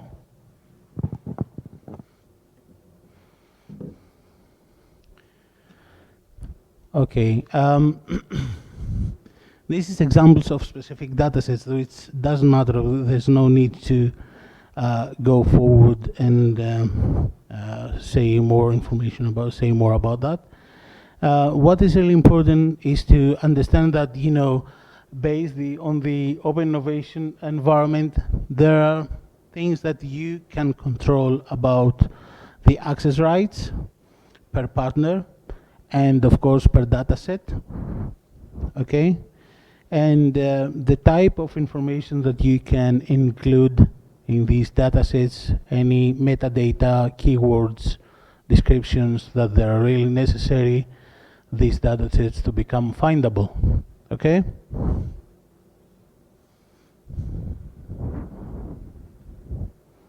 So let's move on to the next session, which I think is really important to mention.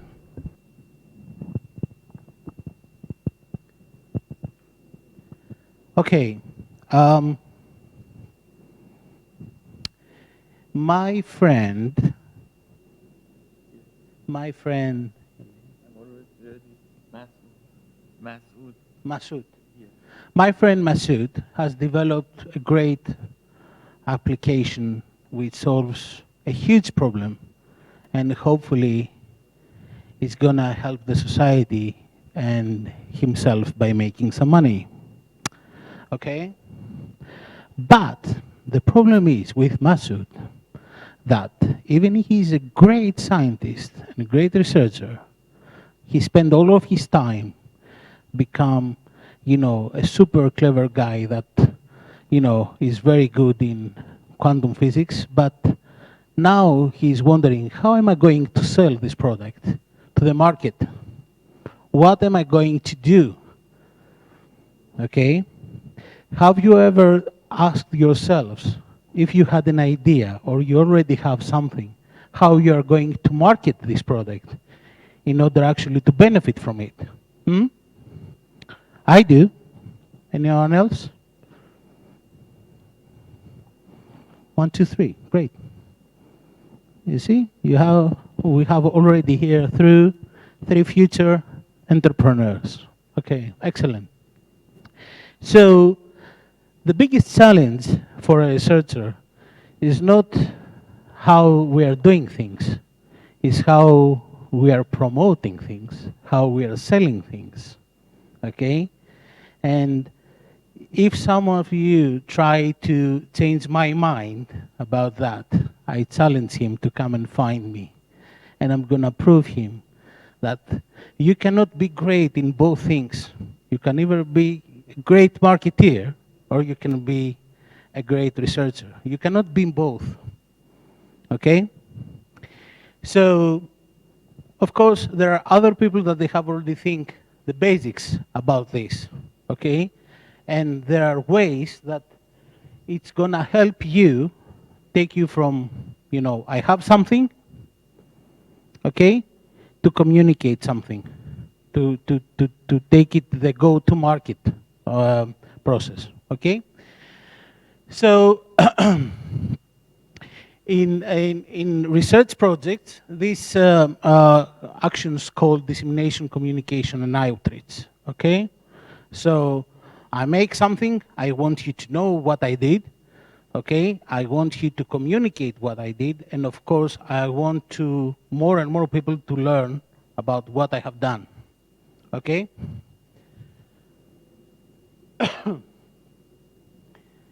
So, the first thing, when we want to promote something, okay? Let's say that I'm selling umbrellas, okay? What do you think I have to do as a first step to start selling? Okay, I have made my business, I have already started the corporation, okay? Umbrella.co, something like that.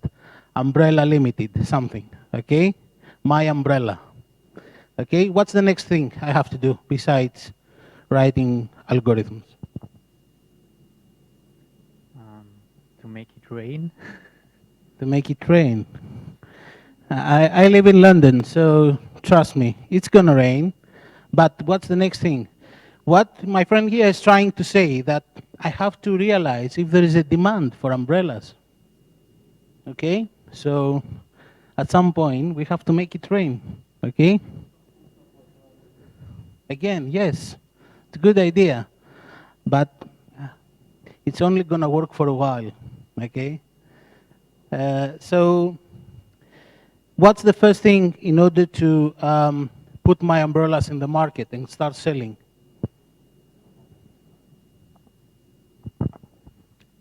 I don't know about your umbrella problem, but in general, when I did this, I did something like this, but it was a biomedical product. And I went for the companies producing the similar products. Instead of me doing all the business, maybe I can sell my product to them. And I talked to little companies or big companies to buy my product. I did that.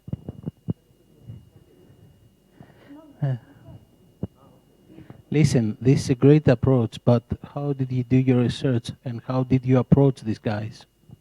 They were already in my university. Okay. So in a world that, you know, you have to expand outside of your uni or, you know, your local market, let's say, what do you think is the next step you have to do in order to move forward and start selling? An online shop to sell. An online shop to sell. Exactly. Yeah, some type of marketing or advertisement. Exactly. So what type of result are you expecting to get when I'm coming here and say, look, I have some really nice umbrellas. Are you interested in buying one? Okay. He's going to say no. Yeah, of course you can. You have your own. Yeah. Because the point is that I need to feel the need of the umbrella. Okay, yes, if it is nice, it's good. But if I don't need it, maybe I won't buy it. So you should explain why I need it. I'm hearing some really nice music in my ear. So my friend here, what he says is something really important. Okay, I need to understand. Okay, I need to understand what's the point of, you know, me pushing, you pushing me to buy an umbrella. But this is something for the next session. The first thing is to find out that I'm selling umbrellas. Okay, and that's the most important thing. If I'm gonna go through you and ask you about the umbrellas, which is something very common, and it's not something very scientific-y or whatever, at least 9 out of 10, they're gonna say no. I don't want an umbrella. And that's fine. Makes sense. Okay, because you already have bought an umbrella. If you live in London, you have at least 5. 5 at home, 5 in your car, 5 at work, 5 you stole from someone else. You have a lot of umbrellas, okay? But if I try, instead of 20 people, if I try to approach 1 million people, selling 1 up to 20, it's going to be a great success. So today, in order to succeed, I need volume, okay? I need to let a lot of people know that I'm here and I'm selling umbrellas. I'm not saying they're great yet. Why you have to buy. So that's the first thing to do. And this is something that you have to do with marketing. Okay? We agree on that. But again, when you want to buy something, okay, when are you gonna look first? When? Where? Let's say you want to buy shoes. Where are you gonna start looking to buy shoes? The internet. Thank you. So 9.2 out of 10 people, they're gonna search on the internet for products and goods before they even buy it on a physical store. Okay? So if you don't have today digital presence, it's like you don't exist professionally. period. And get it on your minds. If you want to market yourself, you need to have a digital presence. If you are looking for a job tomorrow, you need to have, let's say, a LinkedIn profile. By the way, find me and follow me. Okay?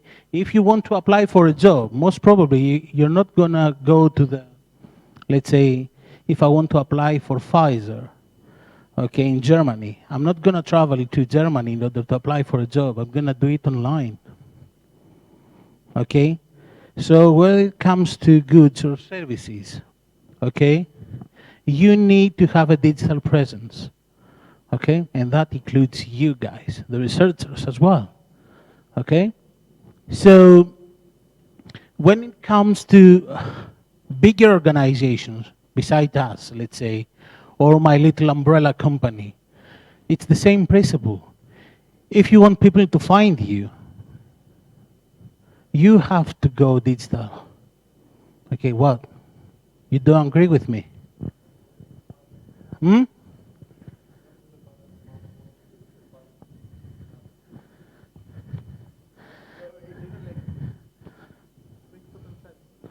Yeah, I think so. Yeah. No, and I agree with you when we're talking about, you know, another perspective.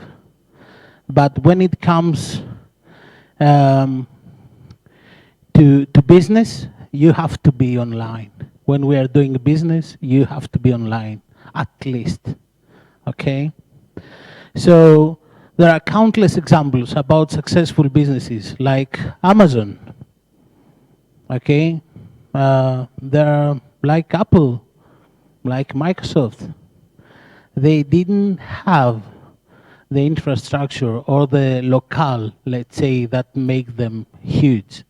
They had the presence online and the ideas that led them to become the companies they are today. The same thing is valid for any European research projects as well. So it's really important. And again, George, who is more specialized in European projects than me, can confirm that dissemination and communication activities is a vital part of every research project. So don't fool yourself when you think that, you know, by just doing your research and not helping the project to further be disseminated, it's fine. George. Yeah, again, now it's mandatory for all of the EU-funded projects to have a work package which is dedicated to dissemination and exploitation.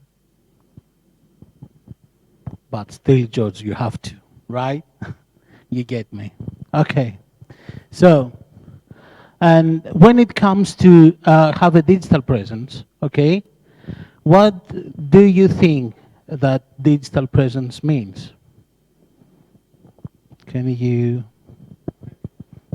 when we are talking about having a digital presence, okay, digital presence, so I'm somewhere online. What do you think we mean about that? Social media, something else?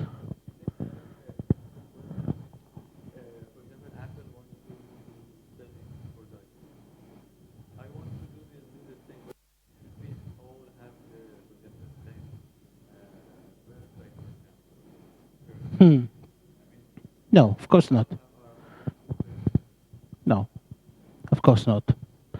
I will explain. So when we're talking about digital presence, we're talking about a set of different kind of, let's say, different elements, let's say, that constitutes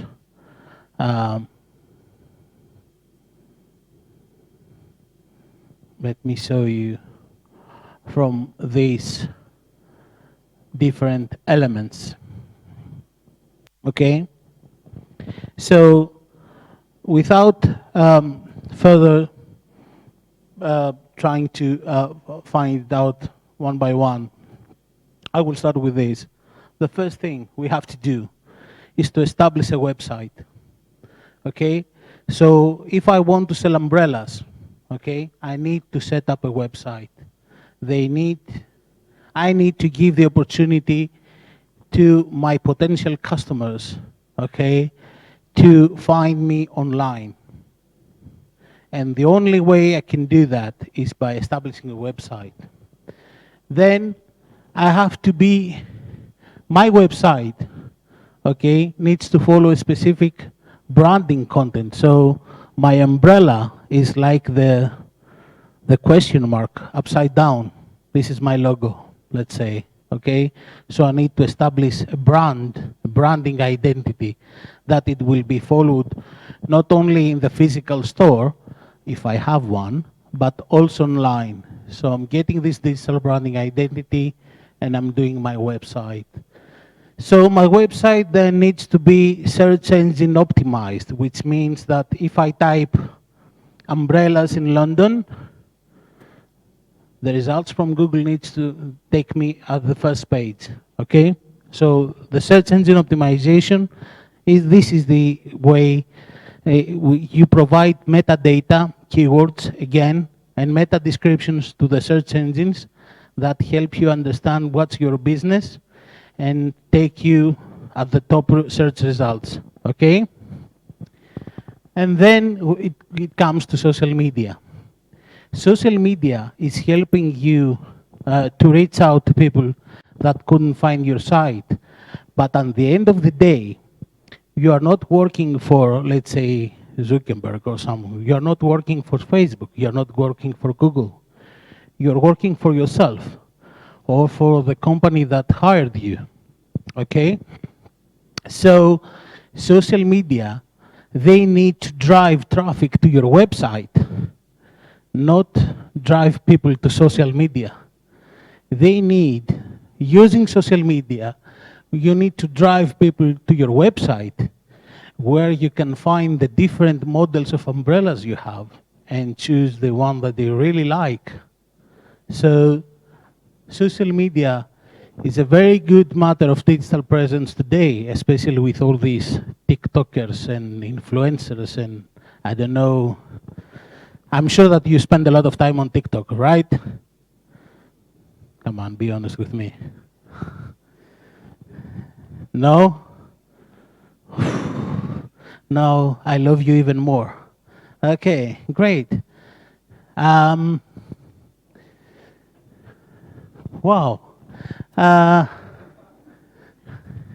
Yes, there is hope in this planet. Thank you. Okay, and then there are the mobile apps and the marketplaces that you can place your products and you can further push your sales. So there are marketplaces like Amazon that I'm going to put my umbrellas, okay, and make them more aware, you know, more famous. And of course, there's the mass mailing, and there are tons of other, you know, things that I can possibly do. I can do advertorials. I can send my umbrellas to the association of umbrellas holders and have a review about how good my umbrella is, okay? And they can put some external links and which will again drive them to my website, okay? And there are mass mails that I can send. Hey, buddy, why the attitude? Would you buy an umbrella? Okay, or it's gonna be rainy. Tomorrow it's gonna be rainy. Do you have your umbrella ready? Or tomorrow it's gonna have 50 degrees of Celsius outside. Do you have your sun umbrella? Okay, and of course, there are always the digital, the paid advertising, the performance marketing, as we say. So you pay Google, you have all been victims of paid advertising. You have all clicked on sponsored content, right? We all have. And that's good. When it shows something relevant to what we used to look about, it's fine. But when we are spammed with unnecessary advertisement, that's a problem. But it's there, okay? And it exists.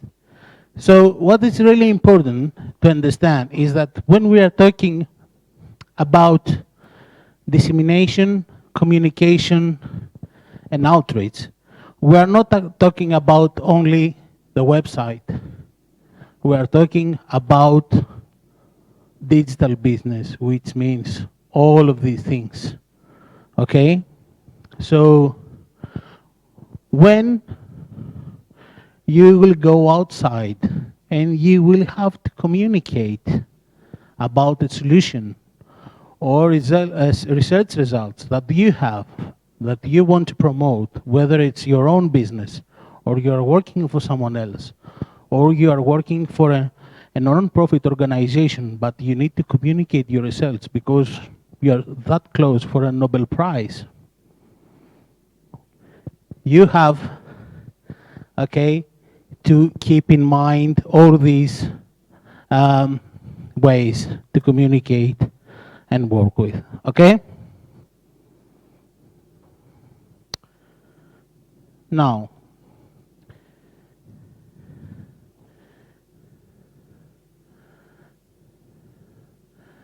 going back to communication and dissemination,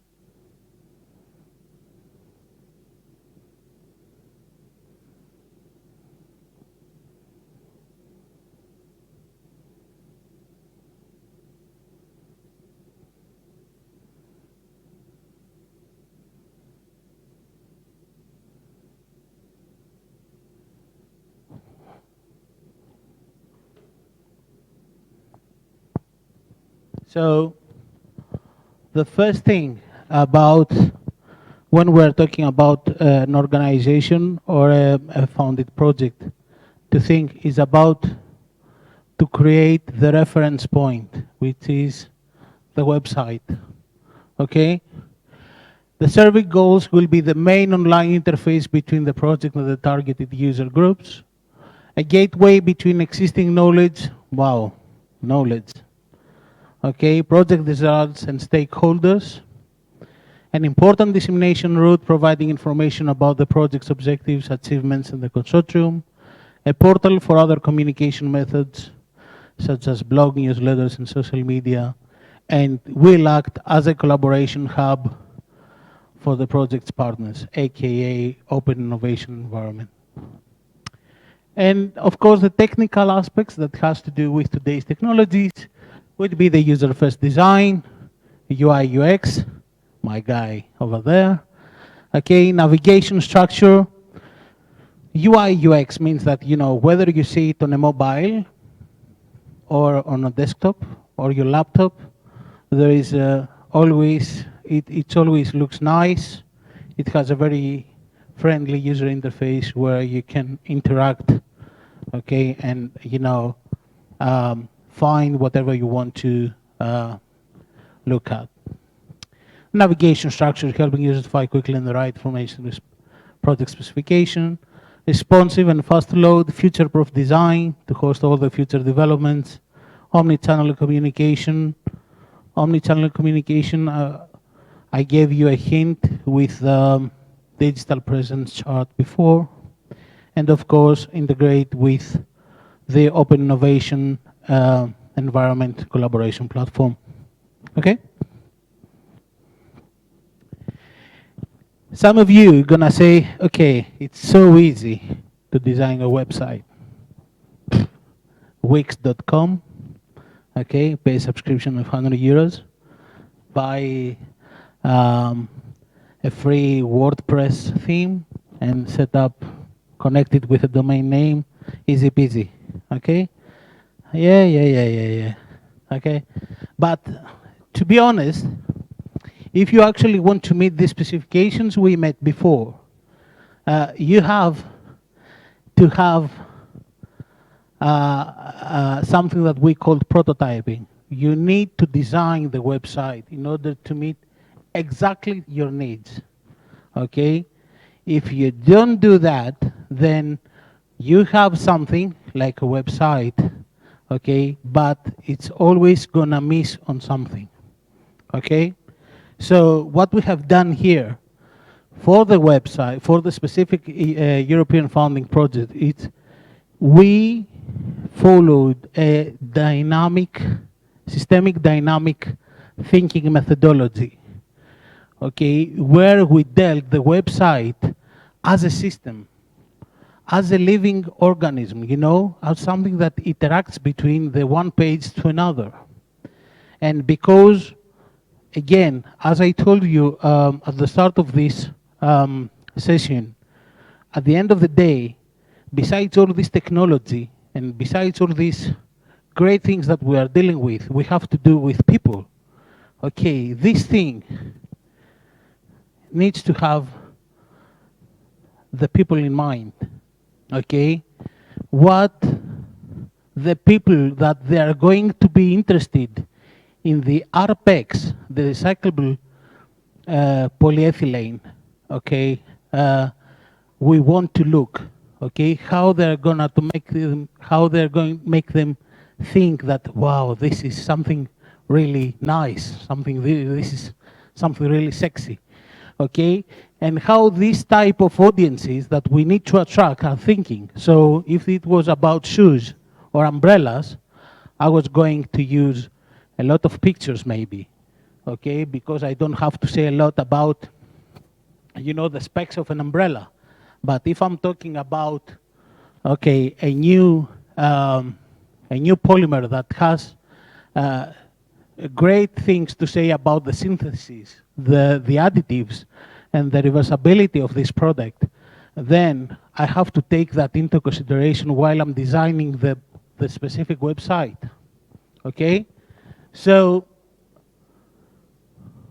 we think about that. We put it on a model, on a systems model, and then after we finalize that, we created the design, the user interface that it's gonna make it more attractive and better to watch. And then after a while, we create the final website that meet all the project specification and, to be honest, the project expectations, okay? And that's really important. When it comes to dissemination and communication, the first thing you need to think is about your online presence, aka the website, okay? So at this point, and talking more about the website for a research project, which happens to be the Retondo, there's a partner area where it hosts all the open innovation environment elements we have already discussed in our previous sessions, okay?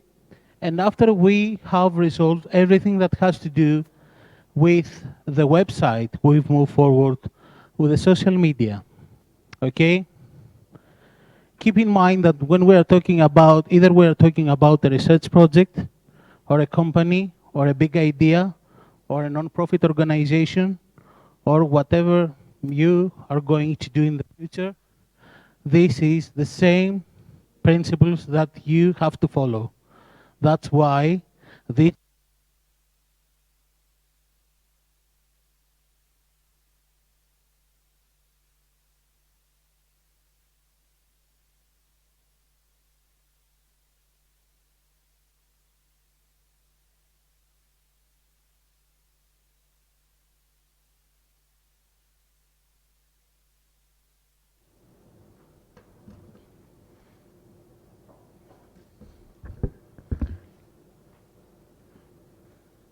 So, what we have done later on is we took all the branding elements that defined Retondo as an entity. Okay, Retondo is just a research project. Okay, it's not a human. It's not even a company. Okay, and we took all the branding elements and we tried to use them in order to make something that is appropriate for the social media channels. So we used layouts, we generate specific themes about posts, okay, what we're gonna talk about. We created the Facebook page, okay, and then we created the timeline where we discussed about several issues. What you have to keep in mind when we are talking about social media is never talk about umbrellas. Keep that in mind. Okay? Talked about how you are protected. Talked about the security you can feel. Talk about the skin cancer. Talk about everything else. Don't talk about umbrellas. You get that, right? You are the smart ones, right? For God's sake, you don't even spend time on TikTok. Guys, I admire you, okay? But what I'm trying to say, don't talk about umbrellas. Don't talk about, wow, a project that we're gonna spend all your money from taxes on, sitting down and measuring data and making data sets. Talked about how you're going to revolutionize an industry that now generates tons of carbon dioxide. How you are going to save, you're gonna do your job and save your planet. These are the matters you need to talk about. Don't talk about umbrellas. Okay?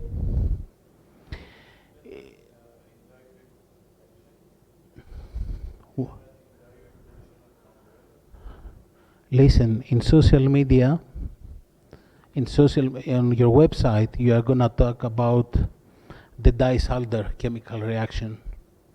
You're gonna talk about the additives you are going to use, the approach of the products, and how all the scientific things that you are going to use in order to achieve all these goals. But on social media, you are going to talk in a completely another way.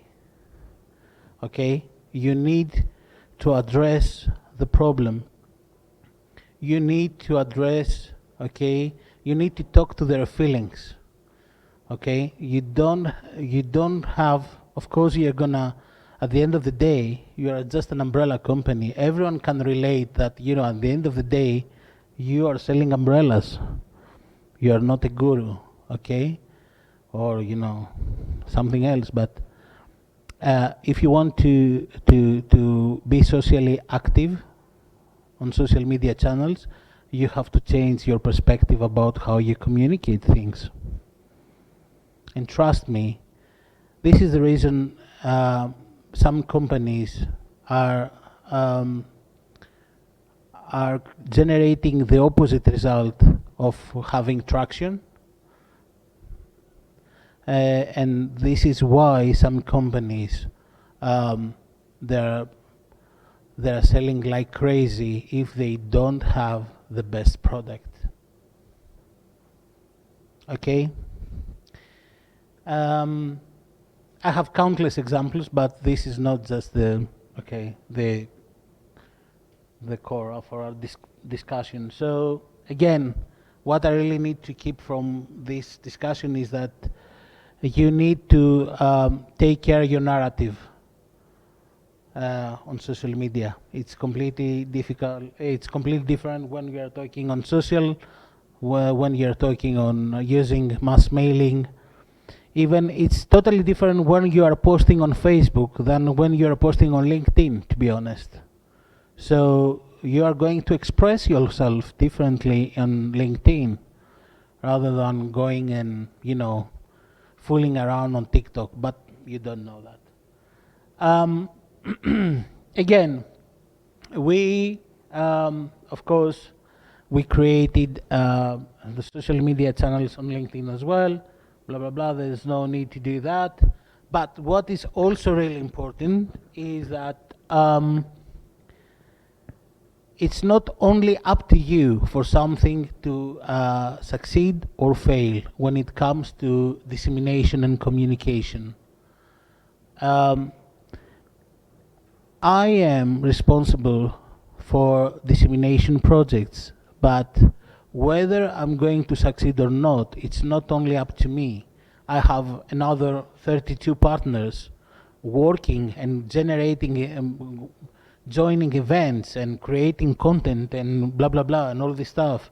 So if they don't help on project dissemination, then it's not gonna work. The same goes with any other research project. So if you want, for example, to make something, okay, create something, and you work as a team, then all the team need to engage on the dissemination and communication activities. By being responsible for the dissemination, that doesn't mean that you are going to be the only one who actually disseminates, okay? This is a huge problem for all the research projects. You are going to face it, but I'm asking you, as the future researchers of these kinds of projects, to keep that in mind and assist the others or the dissemination work package leaders with dissemination content and material, because that's the only way the research project is going to succeed, in that part at least, okay? So we expect from other partners to join us on our dissemination efforts. We are expecting to have video footage, YouTube videos, photos, whatever, so we can take them, adjust it to the branding guidelines, and post it online for further dissemination. And for those who think that, you know, dissemination is an easy process, again, I have this. This is in systems thinking. It's called causal loop diagram. There is a cause and reason why it caused something else. Okay, and this is actually. Do you remember I mentioned about the omni-channel communication before? There was a bold term here called omni-channel. Okay, this is what actually how the omni-channel communication means. Omni-channel communication is like, if I'm selling umbrellas, okay, I'm gonna drive website traffic, let's say, for a specific umbrella using social media, YouTube videos, email, and paid advertising at the same time, targeting the same people. Okay, this is an omni-channel approach. Okay,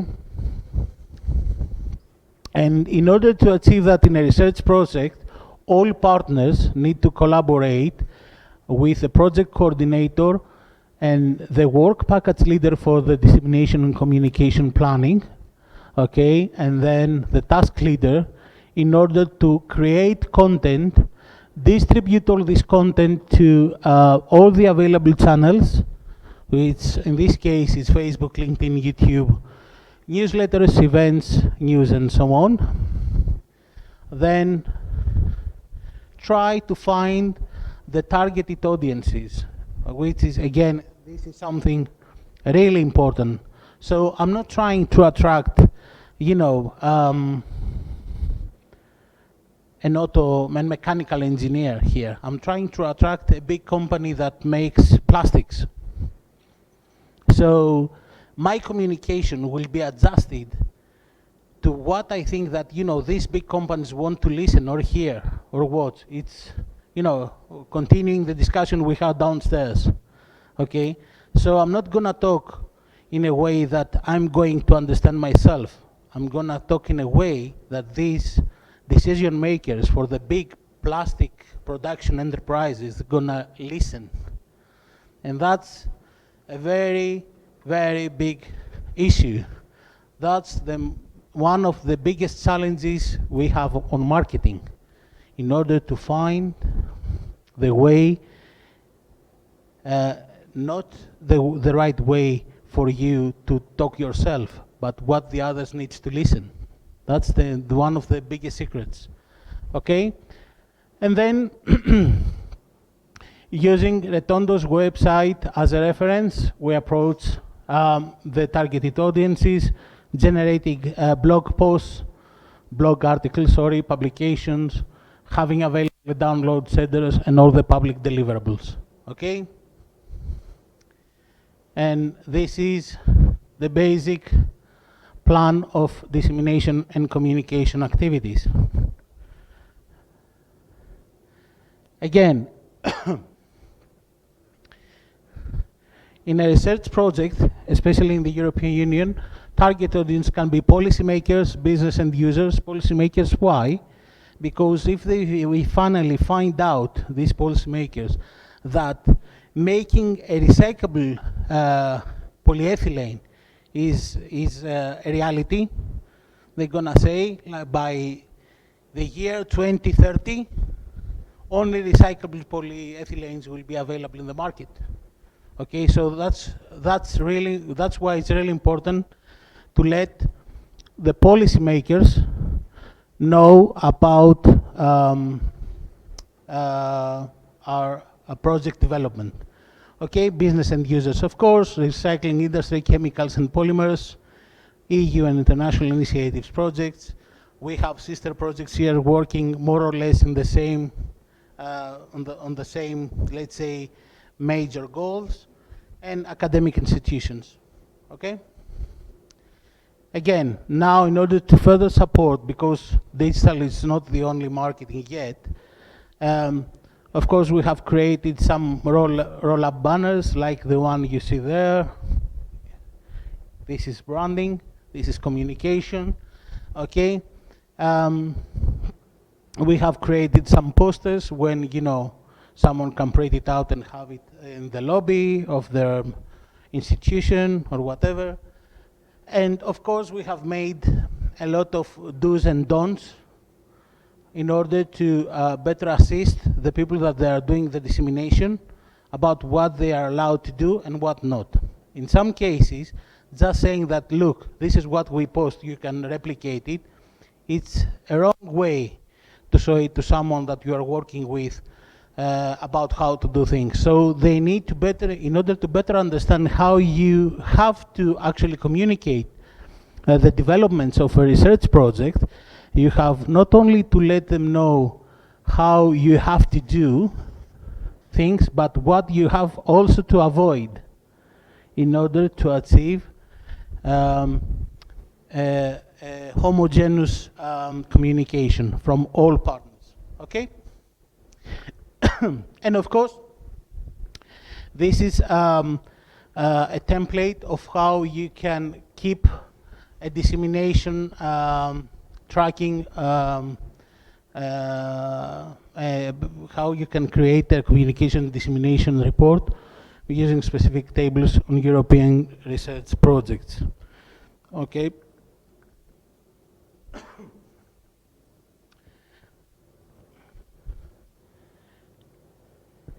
Before we go on lunch break, is there anything that you would like to discuss about whatever we saw in this second session of our today's training?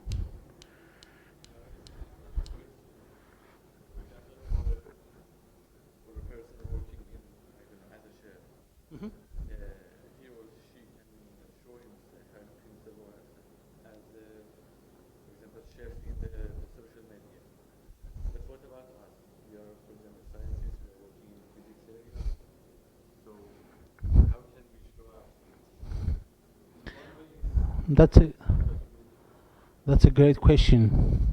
Okay. Listen, maybe we have to discuss that later on, because I don't think that I'm going to cover it in the next 2 to 3 minutes. It's really important. And at some point, this is one of the most important topics that I want to cover through the 1.5 days of training with me.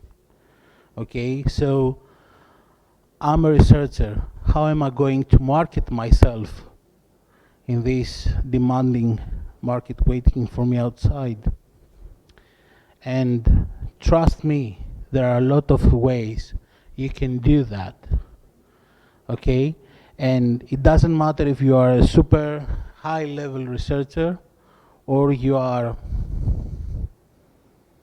a guy who just changes the stereos of the cars, okay? Which, when I grow up, I'm gonna learn how to do that myself because I really want to, but that's another topic.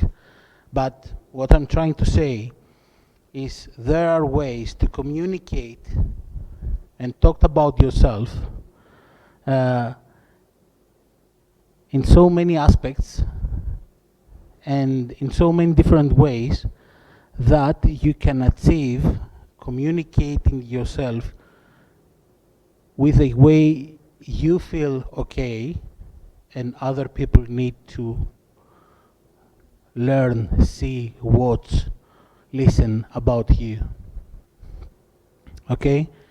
But please allow me to discuss that as soon as we come back from the lunch break, because it's something, I guess, really, really super important for all of you. Because either you are going to work in an institution, research institution, or you are going to be outside the market, you have to prove yourself. Okay? Not only with your work, but also by marketing, placing you in the market. Okay? But we're gonna do it after we finish with your lunch break. And my friend Sisa is gonna help me because she has done it before, so she's the expert, okay? Enjoy your break.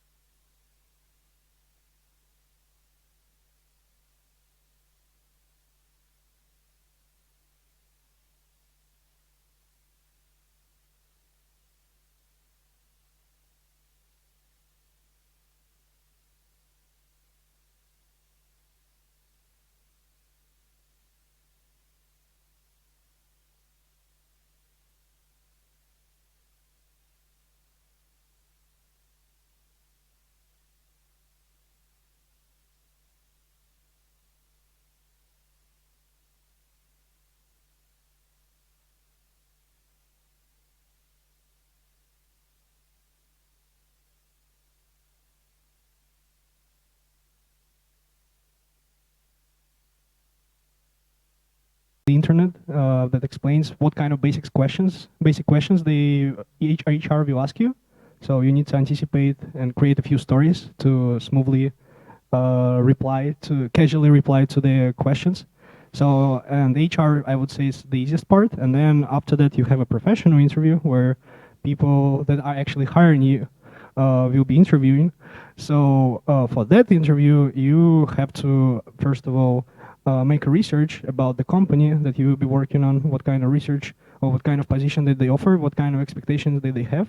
And you have to prepare yourself to be able to answer to all of these questions again smoothly without any kind of craziness or interruptions. So you have to know exactly, it's impossible of course, but you have to try as much as possible to prepare to these target questions and satisfy them and tell them the things that they want to hear. What are you going to wear? during the interview? I usually got all of my interviews spent through Zoom because of COVID. So.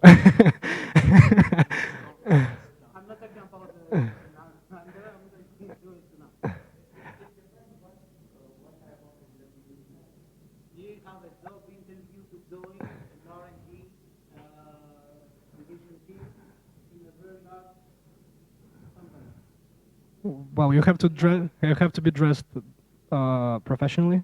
The best would be to dress elegant, so that people can see that you also a social person. Thank you. So, can you please help me? Thank you. About what? About the same question? Yes, same question. So imagine that you have been invited to join for a job interview to join the R&D team of a very big company. How are you going to prepare yourself to do the better job interview? First of all, I will wear blue for sure. And I will search for the company, the history of the company, and the specification in the job. And then I will present myself. Yeah. How are you going to present yourself? I will explain the details of my past experience and my knowledge. I will probably act like they need me. I don't need them, but not in a higher level. Nice. Someone else? Want to take a hit? Please don't break your neck. Thank you. George. So as a general comment, I mean, you need to convince the company that you are the best for them and nobody else.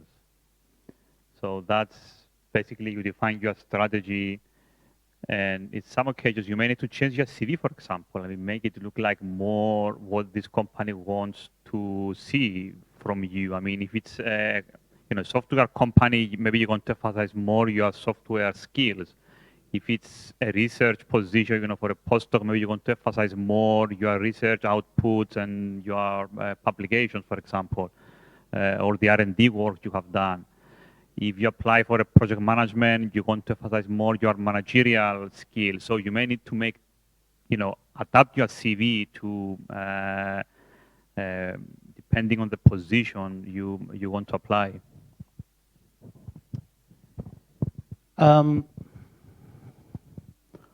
Whatever we heard, they're partly true, but I'm going to stay in a word that George mentioned, which means I'm going to build up my strategy. Okay? So I'm going to take all the variables I'm dealing. Let me speak to your language for a bit. Okay? And I will identify them, and I will try to fill them up with the best possible scenario. That said, for example, because I have been invited for the job interview, that means that they have seen something in my CV that it's worth mentioning. So the first part of the interview is done. So they know that I'm good about that. What I have to convince them is that I'm a employee material. I'm an executive material. I can work with others. I can listen. Okay? So, from my point of view, when someone that I have invited him to do the interview, when it comes and saying, look, I'm the best, don't fight it. Okay? I think that this guy is naive, to be honest.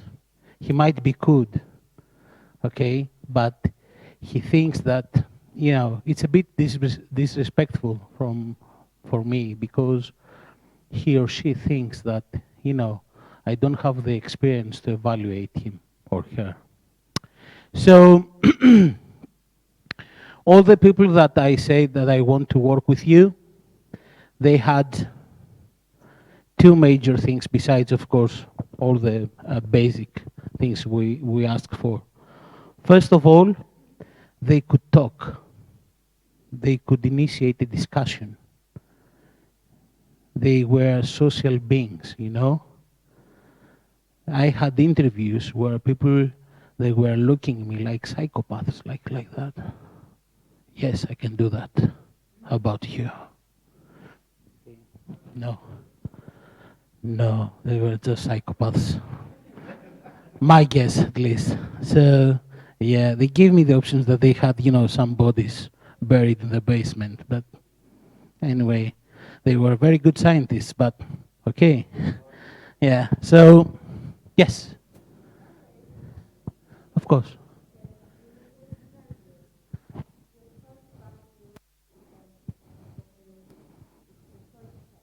Yes. I think as researchers, we are really valued, and we know our things because we studied after the PhD, let's say. We are studying a lot, and we have the knowledge. And with that knowledge, it comes a prize, actually, and it's a valuable prize. When we talked with the companies in the interview, in the beginning, in general, they're acting like they're superior than us. But instead of that, I think it should be equal. Because you need something and I need something, and we need to match in the middle point. But whenever we oppress ourselves and act like, please give me this job, it starts from the beginning, and when you get the job, it will go like that. So it's the same. I think this should change. I don't know if it will change, but we can make that change. First of all, when someone's trying to override you and try to pass a message that they are somehow superior than you, then you must already make your mind that you are not going to work with these guys, period. So if I try, while we're talking about, and say, look, yeah, okay, you have a PhD, but you will never going to get the knowledge I have obtained. Cut me off. Say thank you, I really appreciate your time you spend with me, and leave. No. No. All these companies, including our company, we have been evolved. We understand, you know, because we are engineers, we are, you know, we as software companies, most of us were developers. We understand what you are going through and what expertise you need in order to be good in what you are doing. So when someone comes to me, I'm talking like he's a guest of mine. I'm never gonna talk, you know, try to be rude. But if you try to convince me using words that you are something, the best thing that I could ever find, okay, this is your fault, and I will get it. So normally, big companies, we are a small company compared to other companies, okay? We're only 75 people. But when I had job interviews in large-scale companies like Canon, for example, I mentioned that, we are doing the advanced level interviews, the final interviews, let's say, before they made you an offer. You are sitting together with the president of the company and the HR manager. So you have to convince two different people for different things, okay? You have to convince the boss that you are here to fight for the company, okay? And you have to convince the HR manager that you know how to behave in the large organizations, okay? This is, forgive me for my language, this is BS, okay? But this is gonna happen, and you have to be in position to answer these questions. You are going to be asked a lot. They're gonna ask you, of course, for your field of study, which is easy to answer. This is what you're doing for the past 10 years, maybe, okay? But then you have to answer in questions like risk management, crisis management. What are you gonna do? how are you going to react? I think most interviews I have faced, sometimes they ask you, put you in this situation, like, have you occurred any problems with your team? Is there any problem with your production side? How would you handle it? So these were the type of questions I have come across. And you don't need to give you the perfect answer, but you need to be confident in communicating how you can handle such situations. Yes. That's the thing, guys. We are people, okay? And when it comes to soft skills, above all, we have to be ourselves, okay? Because we can see things, okay? Imagine you're sitting on the other side of me and I'm in your place. I'm sure you can find, okay, you can understand me, what kind of people I am. You don't have, by just discussing with me. And nowadays, all people, they have some kind of expertise. Most of the people are studying, okay? They have a master's degree, they have something, they have a PhD. But what they make them differentiate themselves and taking the job is the soft skills. How you can communicate, how you can address a problem, how you can, put things in perspective, how you can see long term, okay? So strategize, whatever George said. You have to be ready to give confident answers, okay? But don't overdo it, saying that it's me, no one else. And most and above all, be yourselves. This is really much appreciated to the people that they are sitting on the other side. And this is what makes you a material that someone else can invest in you and work with you, okay?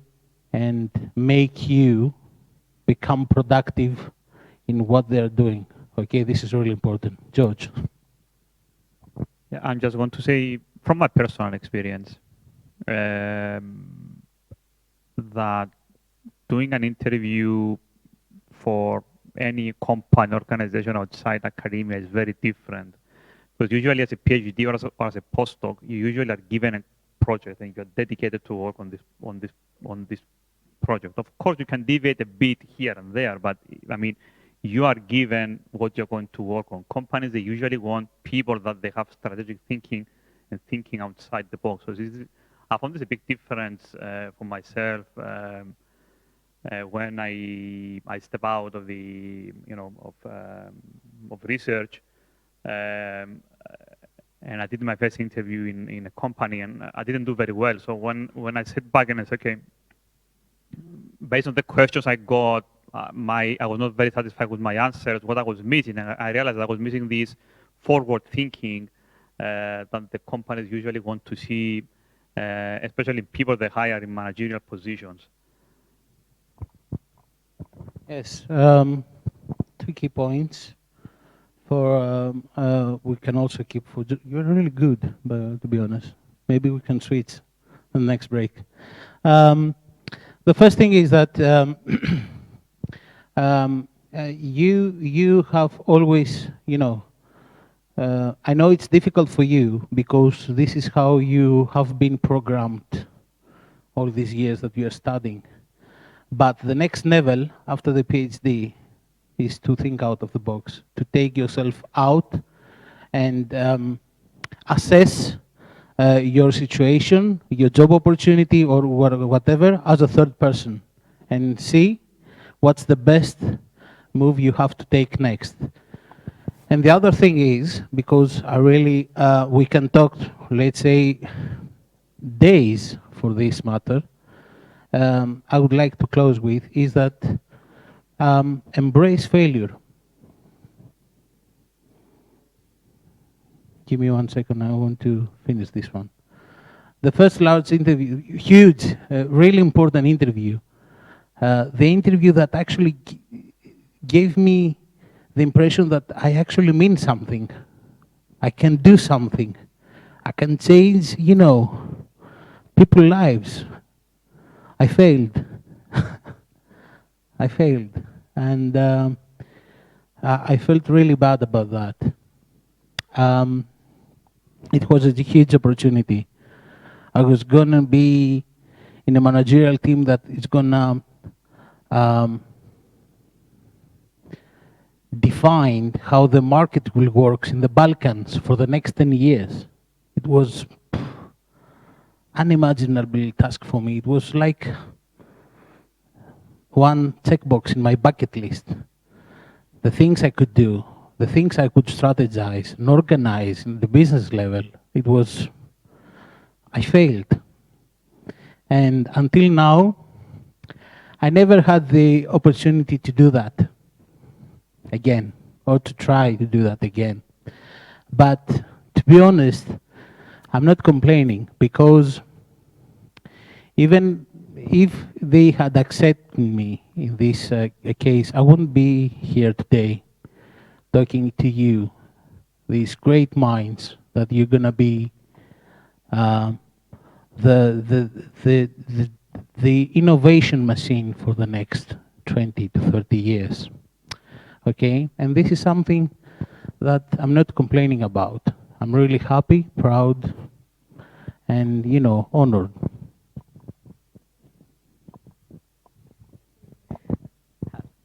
The main question for me is, like, when I was giving a lot of interviews after my master's, there were some companies which were specifically interested in giving the analytical, critical thinking, the visual thinking, all these things. So, and I even heard during the interview they have high percentage of emphasis on the analytical, verbal thinking test. So why does it? Depends. It depends from the job position, first of all. Okay, analytical thinking is something that it doesn't come in conjunction with the systemic thinking. You know, these type of thinkings, they're combined in order to create something perfect, really perfect, guys. Okay, so you need the systemic thinking and, you know, the out-of-the-box thinking, or, you know, you can mention however you want, in order to make a system model, to deal with the very complicated stuff. As soon as you place them in a position, then you need, there's no other way, you need the analytical thinking in order to deal with it piece by piece. So by combining these two approaches, okay, systemic thinking at the first level, analytical thinking at the second level, and we will see it through these examples, how we are doing this. And these things are going to become more complicated. People, they are going to have, people at the, not only at the interviews, but, you know, you are going to be asked a lot of time about the VUCA world.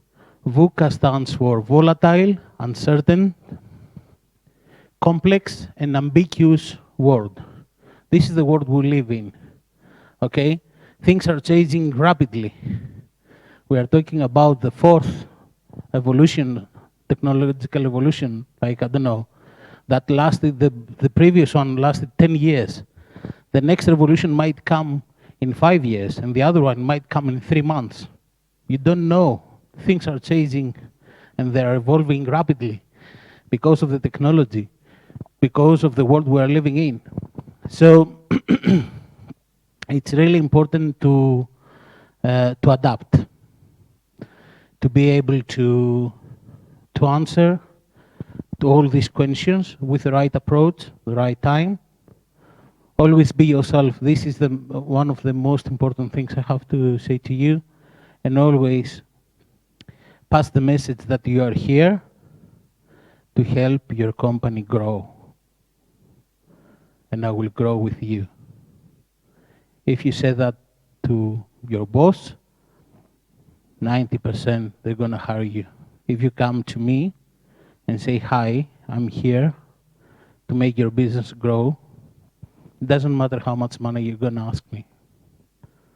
I'm just going to say, if you succeed this, ask me whatever money you want. I'm going to give it to you. at the end of the day, it's not about how much money you're going to ask. It's how much money you think you can help the company make. Money will follow. That's not a problem. Okay? They have to respect you. And they have to give you the space to do your job. That's the most important thing. If they don't respect you, they do not deserve you. That's for all of us. Okay? Now, if you don't have any more questions about that, I would like to move forward and see some real-life examples about how all this crazy science you're doing can actually have an impact, real impact to real life. Okay? The first case study we're gonna deal with comes from a European project called ProFuture. And ProFuture is a project that is trying to enrich food, the food chain, with proteins from microalgae. Okay? Microalgae is a superfood which can be specially cultivated, and you can enrich foods, for example, for the astronauts' food, that it's rich in proteins and stuff like that, and you can make foods being more healthy, you know, taste like, anyway, mess, but okay. But again, you can create quality food rich in proteins, okay? And let's say a couple of things. Scale up microalgae production and prepare the market uptake for microalgae proteins as an ingredients for innovative and sustainable food and feed products. Food is for humans, feed is for our little animals, okay? So microalgae is a very,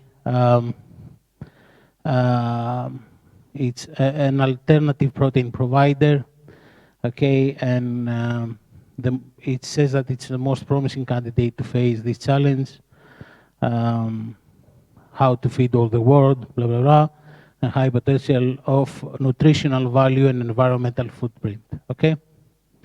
So what they did during the last 4 years is that they tried and they did a lot of research,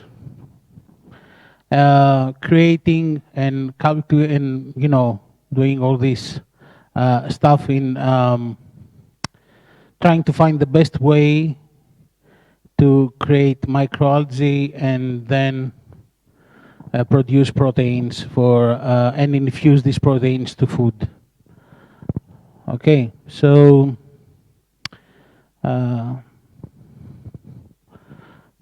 yes.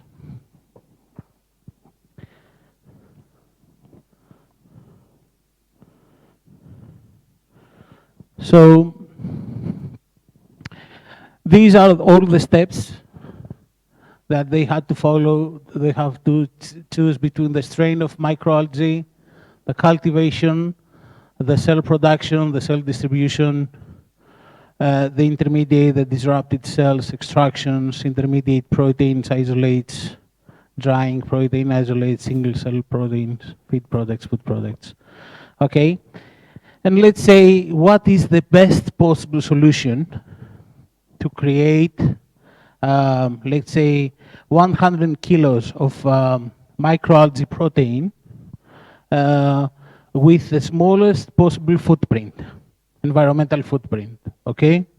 So based on the data sets we have to go through all these different variables and start doing all these calculations and different, you know, models in order to decide, okay, which one is the best possible route we have to follow in order to produce 100 kilos of microalgae with the smallest possible environmental footprint. But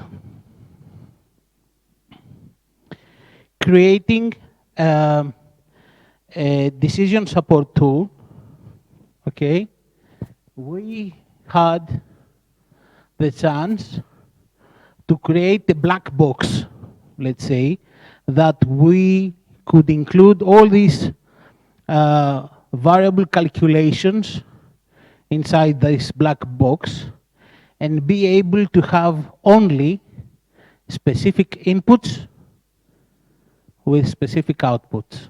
Okay? Does this remind you something? Inputs, outputs? Yes. AI. Great. So, moving forward, they set up the data sets. They design the decision support tool framework. They used numerical solvers. They made an optimization model. They did the compilation. And finally, they had the test case input with the test case output, which we're going to have a real-time presentation right now. So, why it's not working? Okay. So, oh.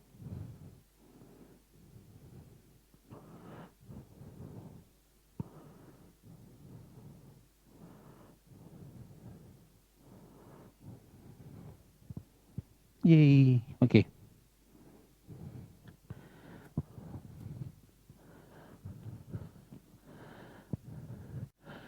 This is how the actual portal of ProFuture is going to look like when it's finalized.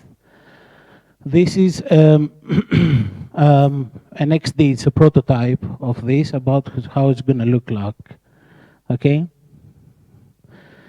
So, this is a very easy to use for someone that doesn't know all the technical data, is not a researcher, doesn't have the scientific background to understand all the details, okay, about how am I going to achieve, you know, let's say, the most of microalgae using the smallest possible environmental footprint. Let's say I want to produce microalgae for food, and then I can choose vegan pasta. Okay, and then look now how the user interface, the user experience kick in, and all this knowledge at the background about what you are trying to achieve and all the data you have at the background you want to use. Okay, you have 1.2 tons of pasta, and as you move forward, you can see, let's say that I want to single, combine. You see, I want to prioritize my microalgae production based on the CO2 emissions, and then I have to put second the energy consumption and stuff like that.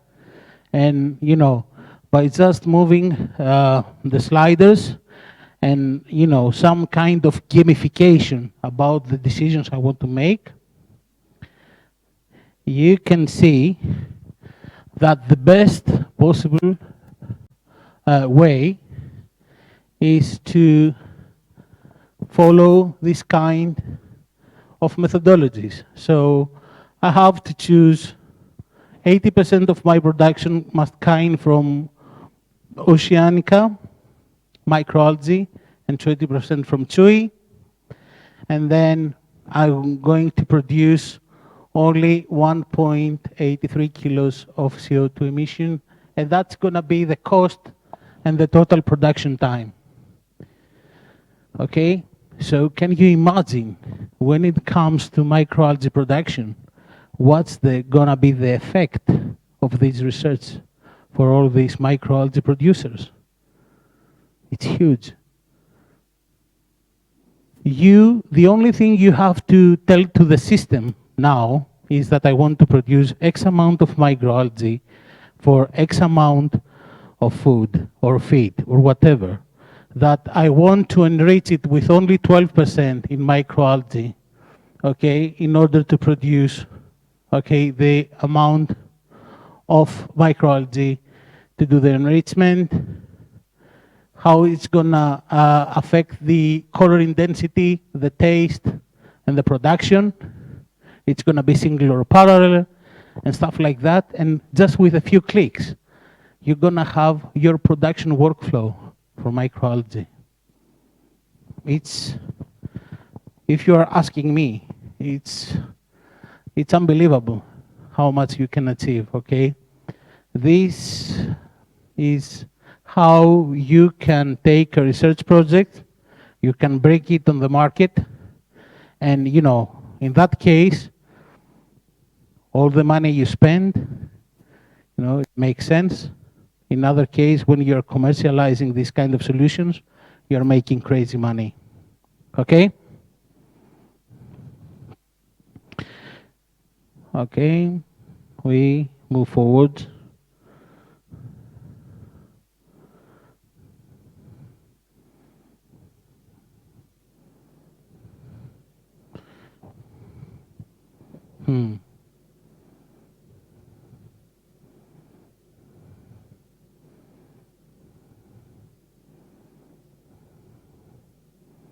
Let me just fix the monitors.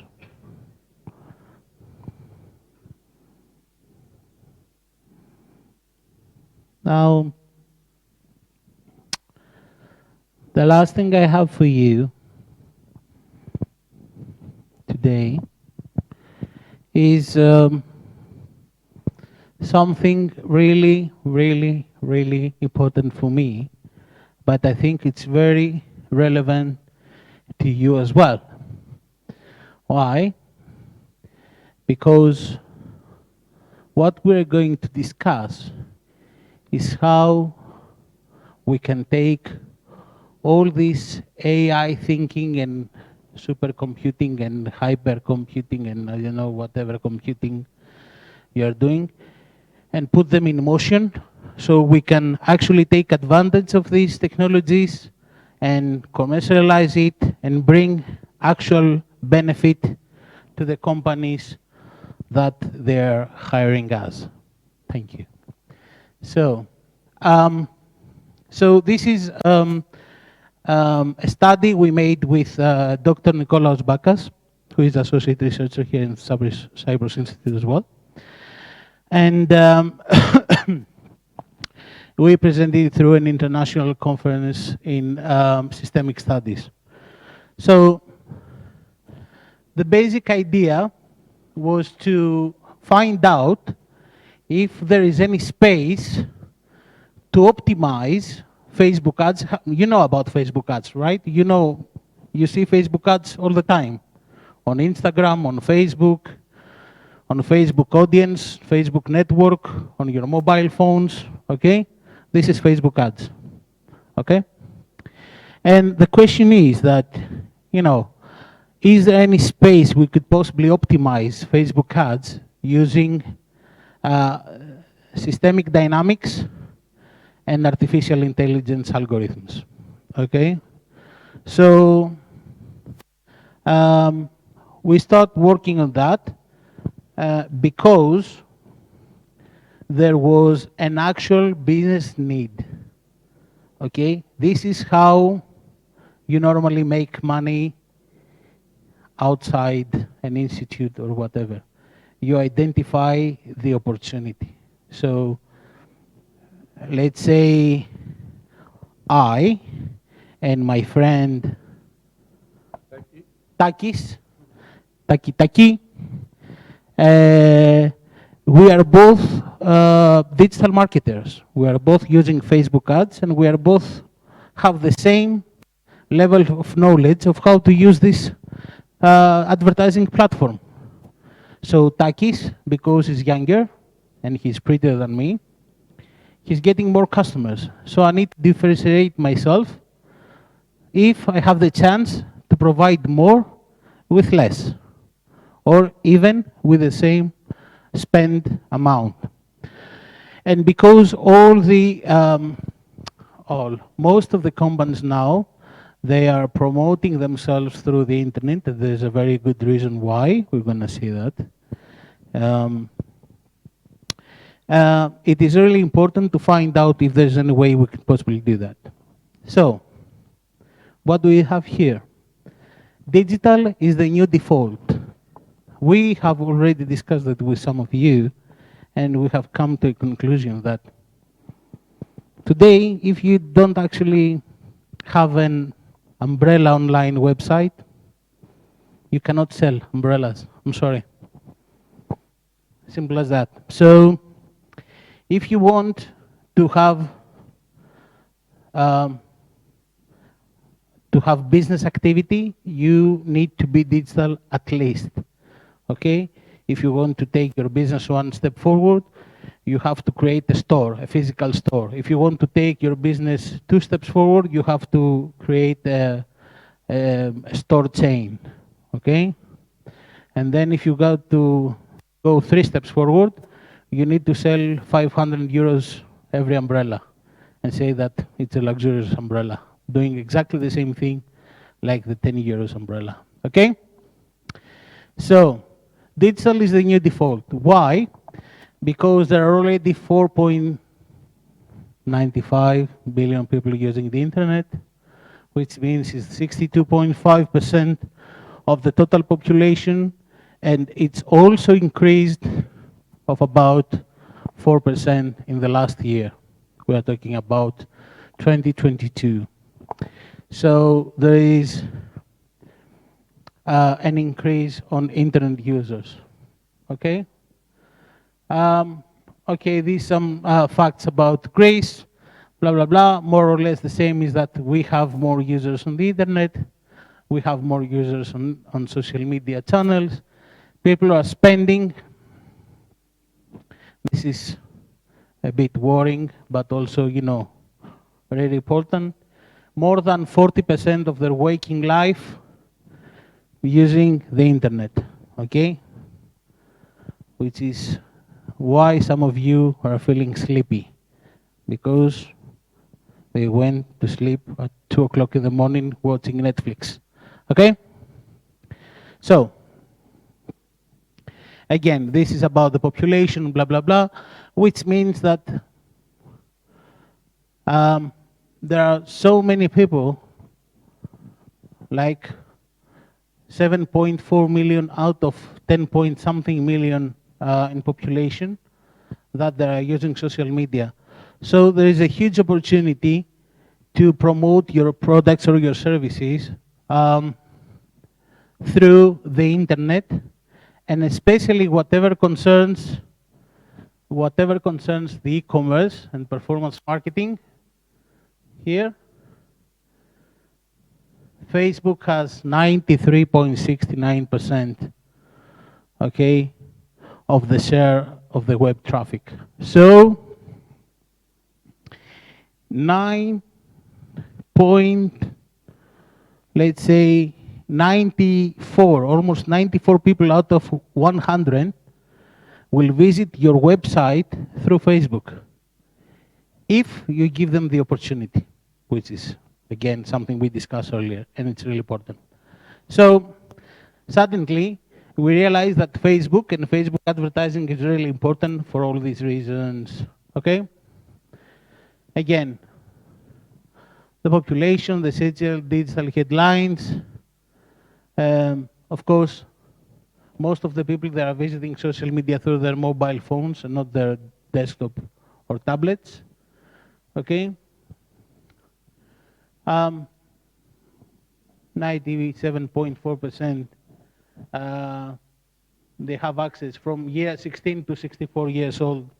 They have access through their mobile phones. And again, the overview about the internet usage and, oh, sorry.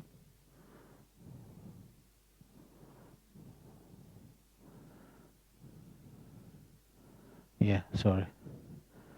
This is where I would like to drive you. So the first slide, the first search query is the weather in Greece. The second one is Facebook, leaving third and fourth other, news gathering sites or, social media platforms.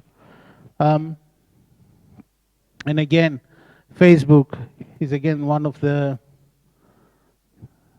most used platforms compared to other social media platforms. And this is why Facebook ads is a VUCA world, okay? Because in terms of volatility, there are social and political events that's changing the status of the advertisement and the way you advertise. There are the platform operation and features that changes continuously, and of course the new trends, okay? There is quite a bit of uncertainty because of the customer behavior, the advertisement and the advertisement performance. In terms of complexity, there are a lot of business specifics that you have to take into consideration when you are setting up an advertising campaign. The budget distribution, the marketing strategy, the ads variables, the advertising product mix, and seasonality. And in terms of ambiguity, this is something that is, again, it's quite relevant, is the targeting audiences, the data accuracy you are getting from the platforms, the key performance metrics, and the competition. Okay? So, dealing with the Facebook ads challenge, we have to always look at the advertising cost of the specific exponents due to increased demand day by day. The intense competition, a cookieless future could blindfold advertising platforms for marketing ad campaigns because the new GDPR policies actually removes the first-party data from interacting with advertising platforms. Okay? The lack of being able to estimate the results of an ad utilization generate an ambiguous framework because of all these factors, you never know how much you're going to spend, how much you're going to win. Okay? And making all these, making difficult for a marketer to answer major questions such as how much money do I have to invest, for how long, what should I expect back in return. So both me and Takis don't know what to answer. So we tried an AI-assisted systemic approach on finding the answer. So what we did is we defined a company-specific Facebook ad system that burns actual money through ads and produces conversion, which is the online sales. We identify in detail the system's variables. We perform extended data analysis from previous ad campaigns and define the quantitative determination amongst the variables interaction through AI and machine learning algorithms. Okay? Simulate the system model and study its performance behavior using a software. Okay? Apply the optimal findings and validate in actual market conditions, evaluation, fields of improvement, conclusions. Okay? So, as I said before, we have to define the variables and we have to acknowledge that the less significant variables, they have to remain stable. Okay, we have to accept the fact that they're not going to change. So we're going to keep the most important variables. There is a say, ceteris paribus. I don't know if you have heard about that. It means that, things do not change.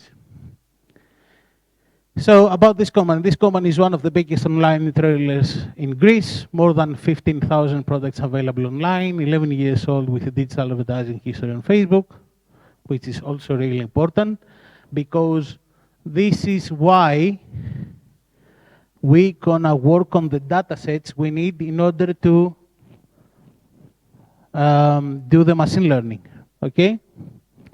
We're starting a full calendar year on Facebook ads activity, including seasonality, which is also really difficult to calculate based on any other way. And then the challenge is to optimize the impact on Facebook ad campaigns, retain the spend budget within the limits, and increase the ROAS, return on ad spend.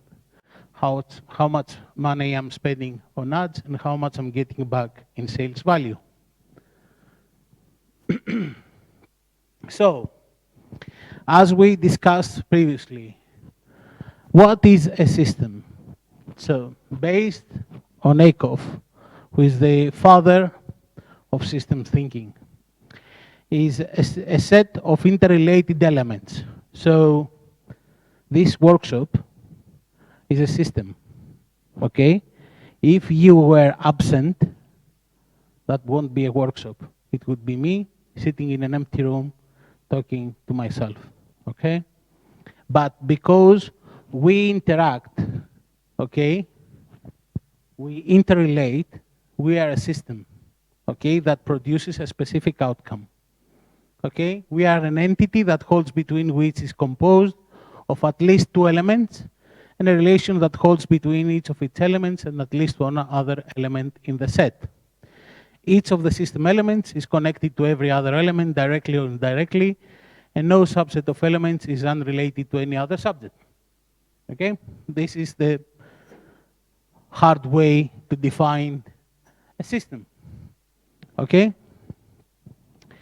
So in our case, like we did in the European research projects, we try to conceptualize the system that defines the Facebook ads workflow.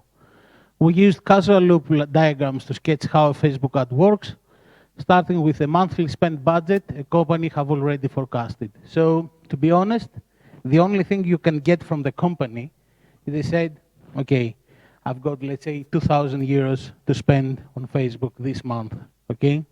Tell me the rest, how much money I'm gonna get. Okay, and this is also really important because it actually doesn't give you any other variable. So it makes it more difficult to calculate the results. So we then set the main variables and the interaction between them. So we say that, of course, taking into consideration the monthly spend budget, together with the how many ads we're running per day, we take a specific spend budget per ad per day, okay? And then the total ads per day also creates a specific amount of paid ad sales. And then these ads are, these ad sales comes and being added to the total sales value. Okay, so far? Okay. So, we then move forward with a descriptive analysis. You know descriptive analysis, right? It must be so familiar to you, right? Yes, no? No? Okay, descriptive analysis is one of, I guess, of the things you have to do before you import your data sets for machine learning, right? You have to do descriptive analysis. Okay, cool. Okay. So what we did is, through an extensive data process, we identified the Facebook ads variables that significantly affects the sale conversion of an ad. Okay. And then, including these variables to the key performance variables to the system, we took this diagram. So the spend budget is the one that actually affects the ad sales and the total sales number. So if let's say I'm an umbrella store, I sold 2 black umbrellas and 4 brown umbrellas, so I sold 6 umbrellas in total. The sales value is, let's say, I sold 6 umbrellas, for 20 euros each, I sold 120 euros in umbrellas. Okay? And then it's the how many users I reached out with the spend I did, how much was the total spend. So for 120 euros in sales, I spent, let's say, 40 euros in advertising. Okay? And this is how qualitative one variable affects the other. Okay? We also included the seasonality. So we had the Black Friday season, winter sales, summer holidays in January. Okay? Normally January and summer holidays makes the sales drop by 25%, where Black Friday and winter sales increase the sales by 25% rate. Okay? So in order then we move forward, and in order to measure the cumulative results of specific variables, we turn specific interrelations to stock and flow diagrams. So when a sales here is being triggered, the total sales being added here. So this is all the sales in total. Okay?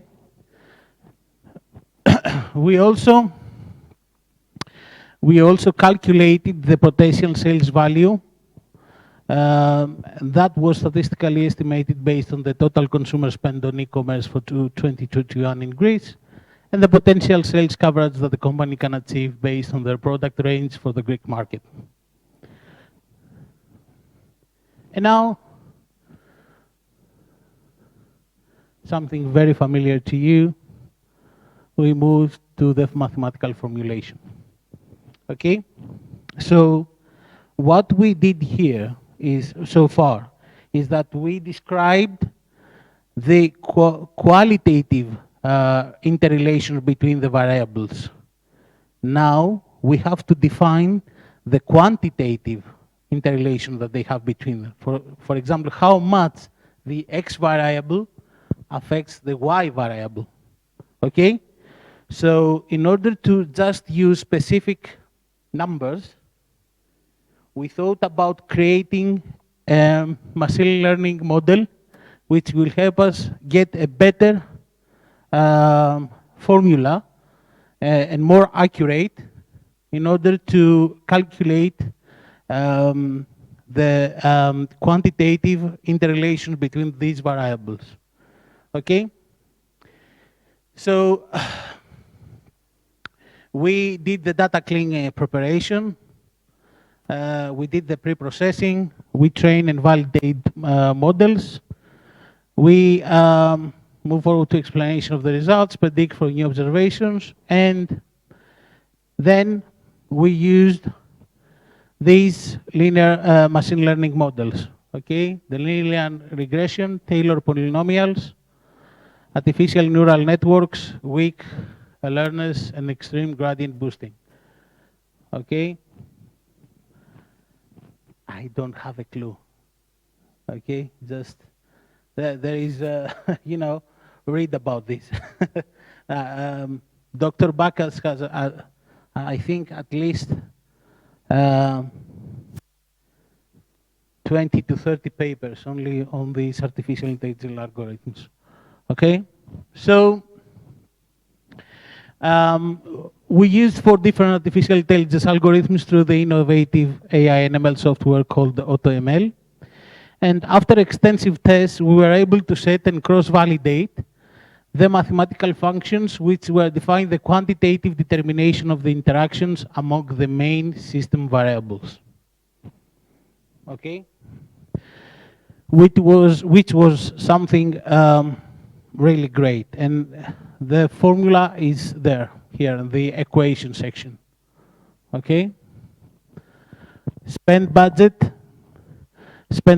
per ad per day, total ads per day, summer vacation, January, winter, blah, blah. All these are variables from the model we have designed previously. Okay? Then we finally applied all these mathematical functions to our system model, and simulated its sales value, and ROAS performance, running multiple advertising scenarios within a year's time period. Okay? And as you can see here, these are 365 days. And this is how the sales volume and the sales were developed throughout a whole year. Okay?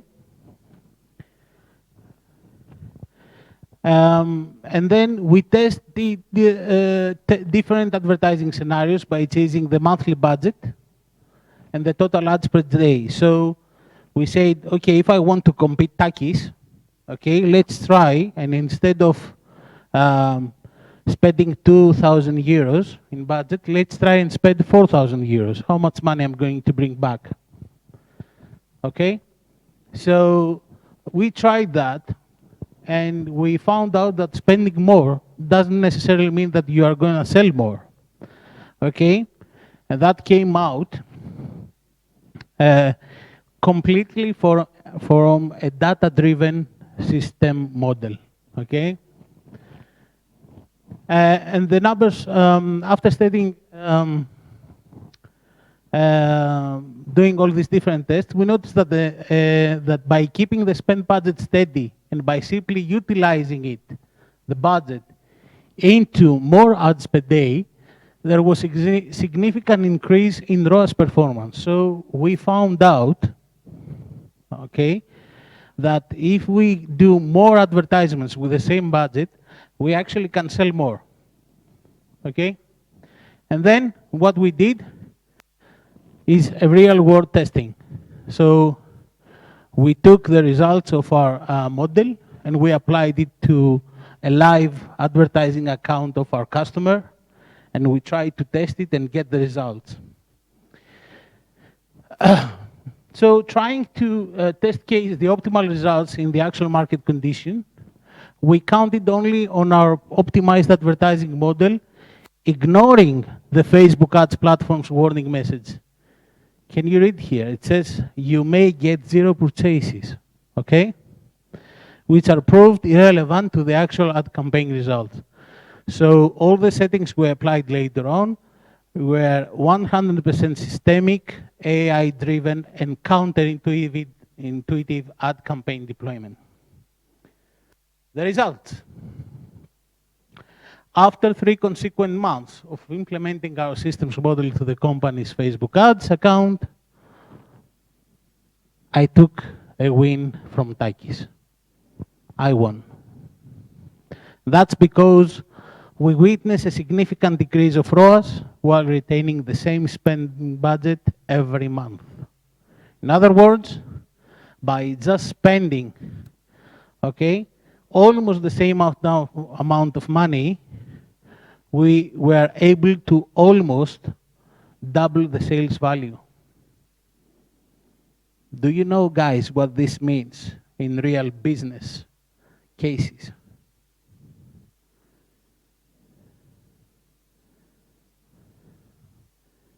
So this guy, this big company, there's a story behind that. After we publish all these results, blah, blah, blah, later in 2023, the company left us. They said, we don't want to work with you anymore. And they left us. And after 2 months, they came back because they couldn't achieve the sales value we could do through this process. So I had the chance to charge them more than before just because they left and they came back. Because I have now a competitive advantage, guys. And this is where all ends and begin whatever concerns to the actual market conditions, okay? So, besides the fact that the platform saying, what are you going to do? Are you crazy? You are going to get 0 results. Okay? Facebook, Meta, called us and they congratulate us. And in a way that they called us, they say, what the F are you doing? Why I have never seen these ROAS results anywhere in any other account. Can you please tell us what you have done on this account? And I said, of course. You just have to pay me 2 million euros. Okay? Easy. So,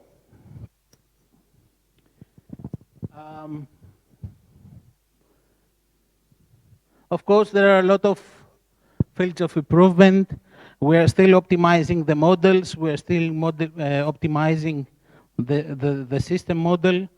We are optimizing the variables. We are testing it into other advertising platforms like Google. Okay? And there is a work in progress. But what is really, really, really, really important to understand is that when the research finds its way to the market and covers actual needs, there is no way that it cannot be successful. We made the case study of that, and we published it in our research and development section on our website. After a week, we had a call from an even bigger retailer with 150,000 products. And they didn't mention anything about money. They didn't say anything about what we are doing. They called me and they said, I want that. Don't speak about anything else. I want that. Do it. But we have to discuss. I don't care. Make this work for me. Don't worry about the rest. And we did. No. It's not about,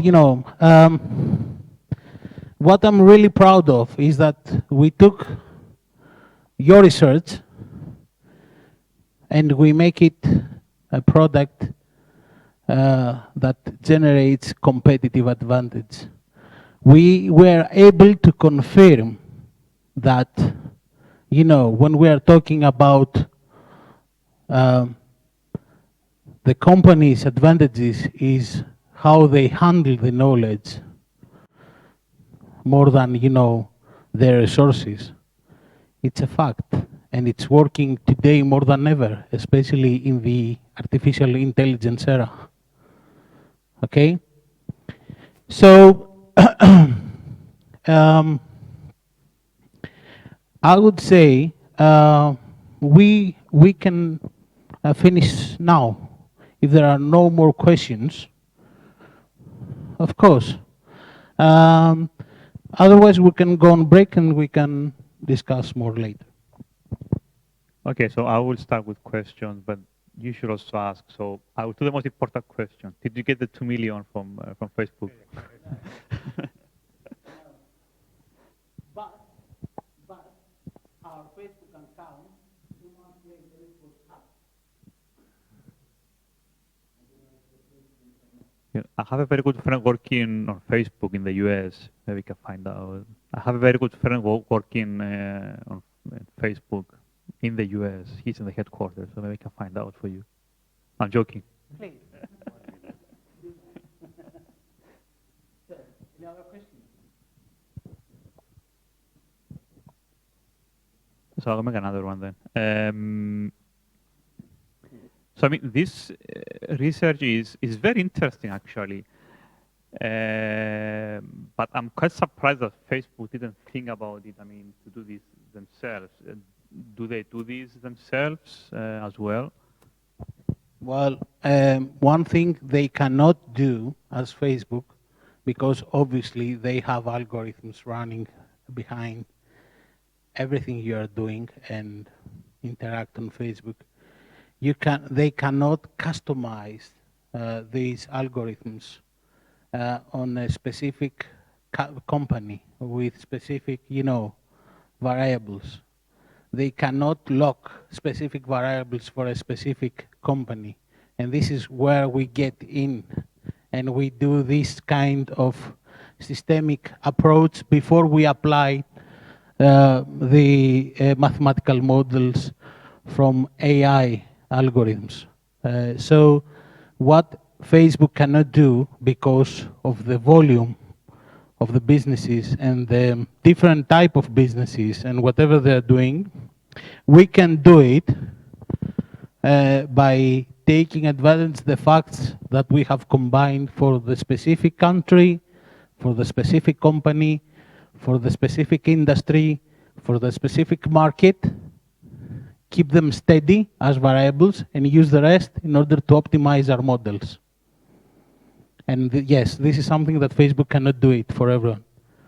They have to be as specific as possible, but they cannot be that specific as we. Other questions? Yes? If I may, what was the product? The company is selling computers, hardware, software, stuff like that.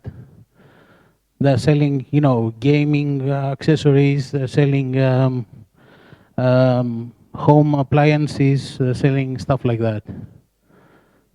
Yeah. So by almost doubling the ROAS is quite huge case for them. Yes.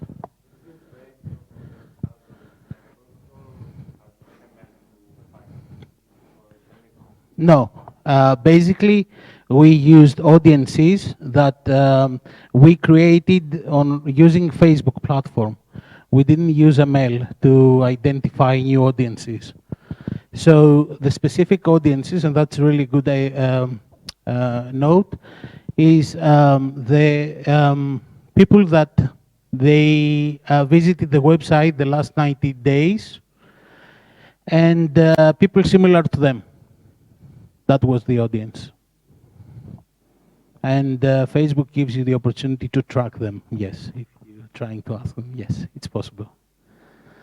Other questions?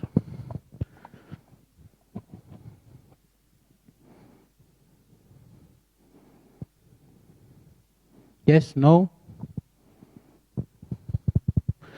Okay, guys, I think this is it for today. I don't have anything else to share with you for today's workshop. If there are no more questions or anything else you would like to add, I would like to thank you all for your attention. I hope everything you heard about are useful and, help you think a bit more. Okay, and I will see you tomorrow. Okay? Thank you.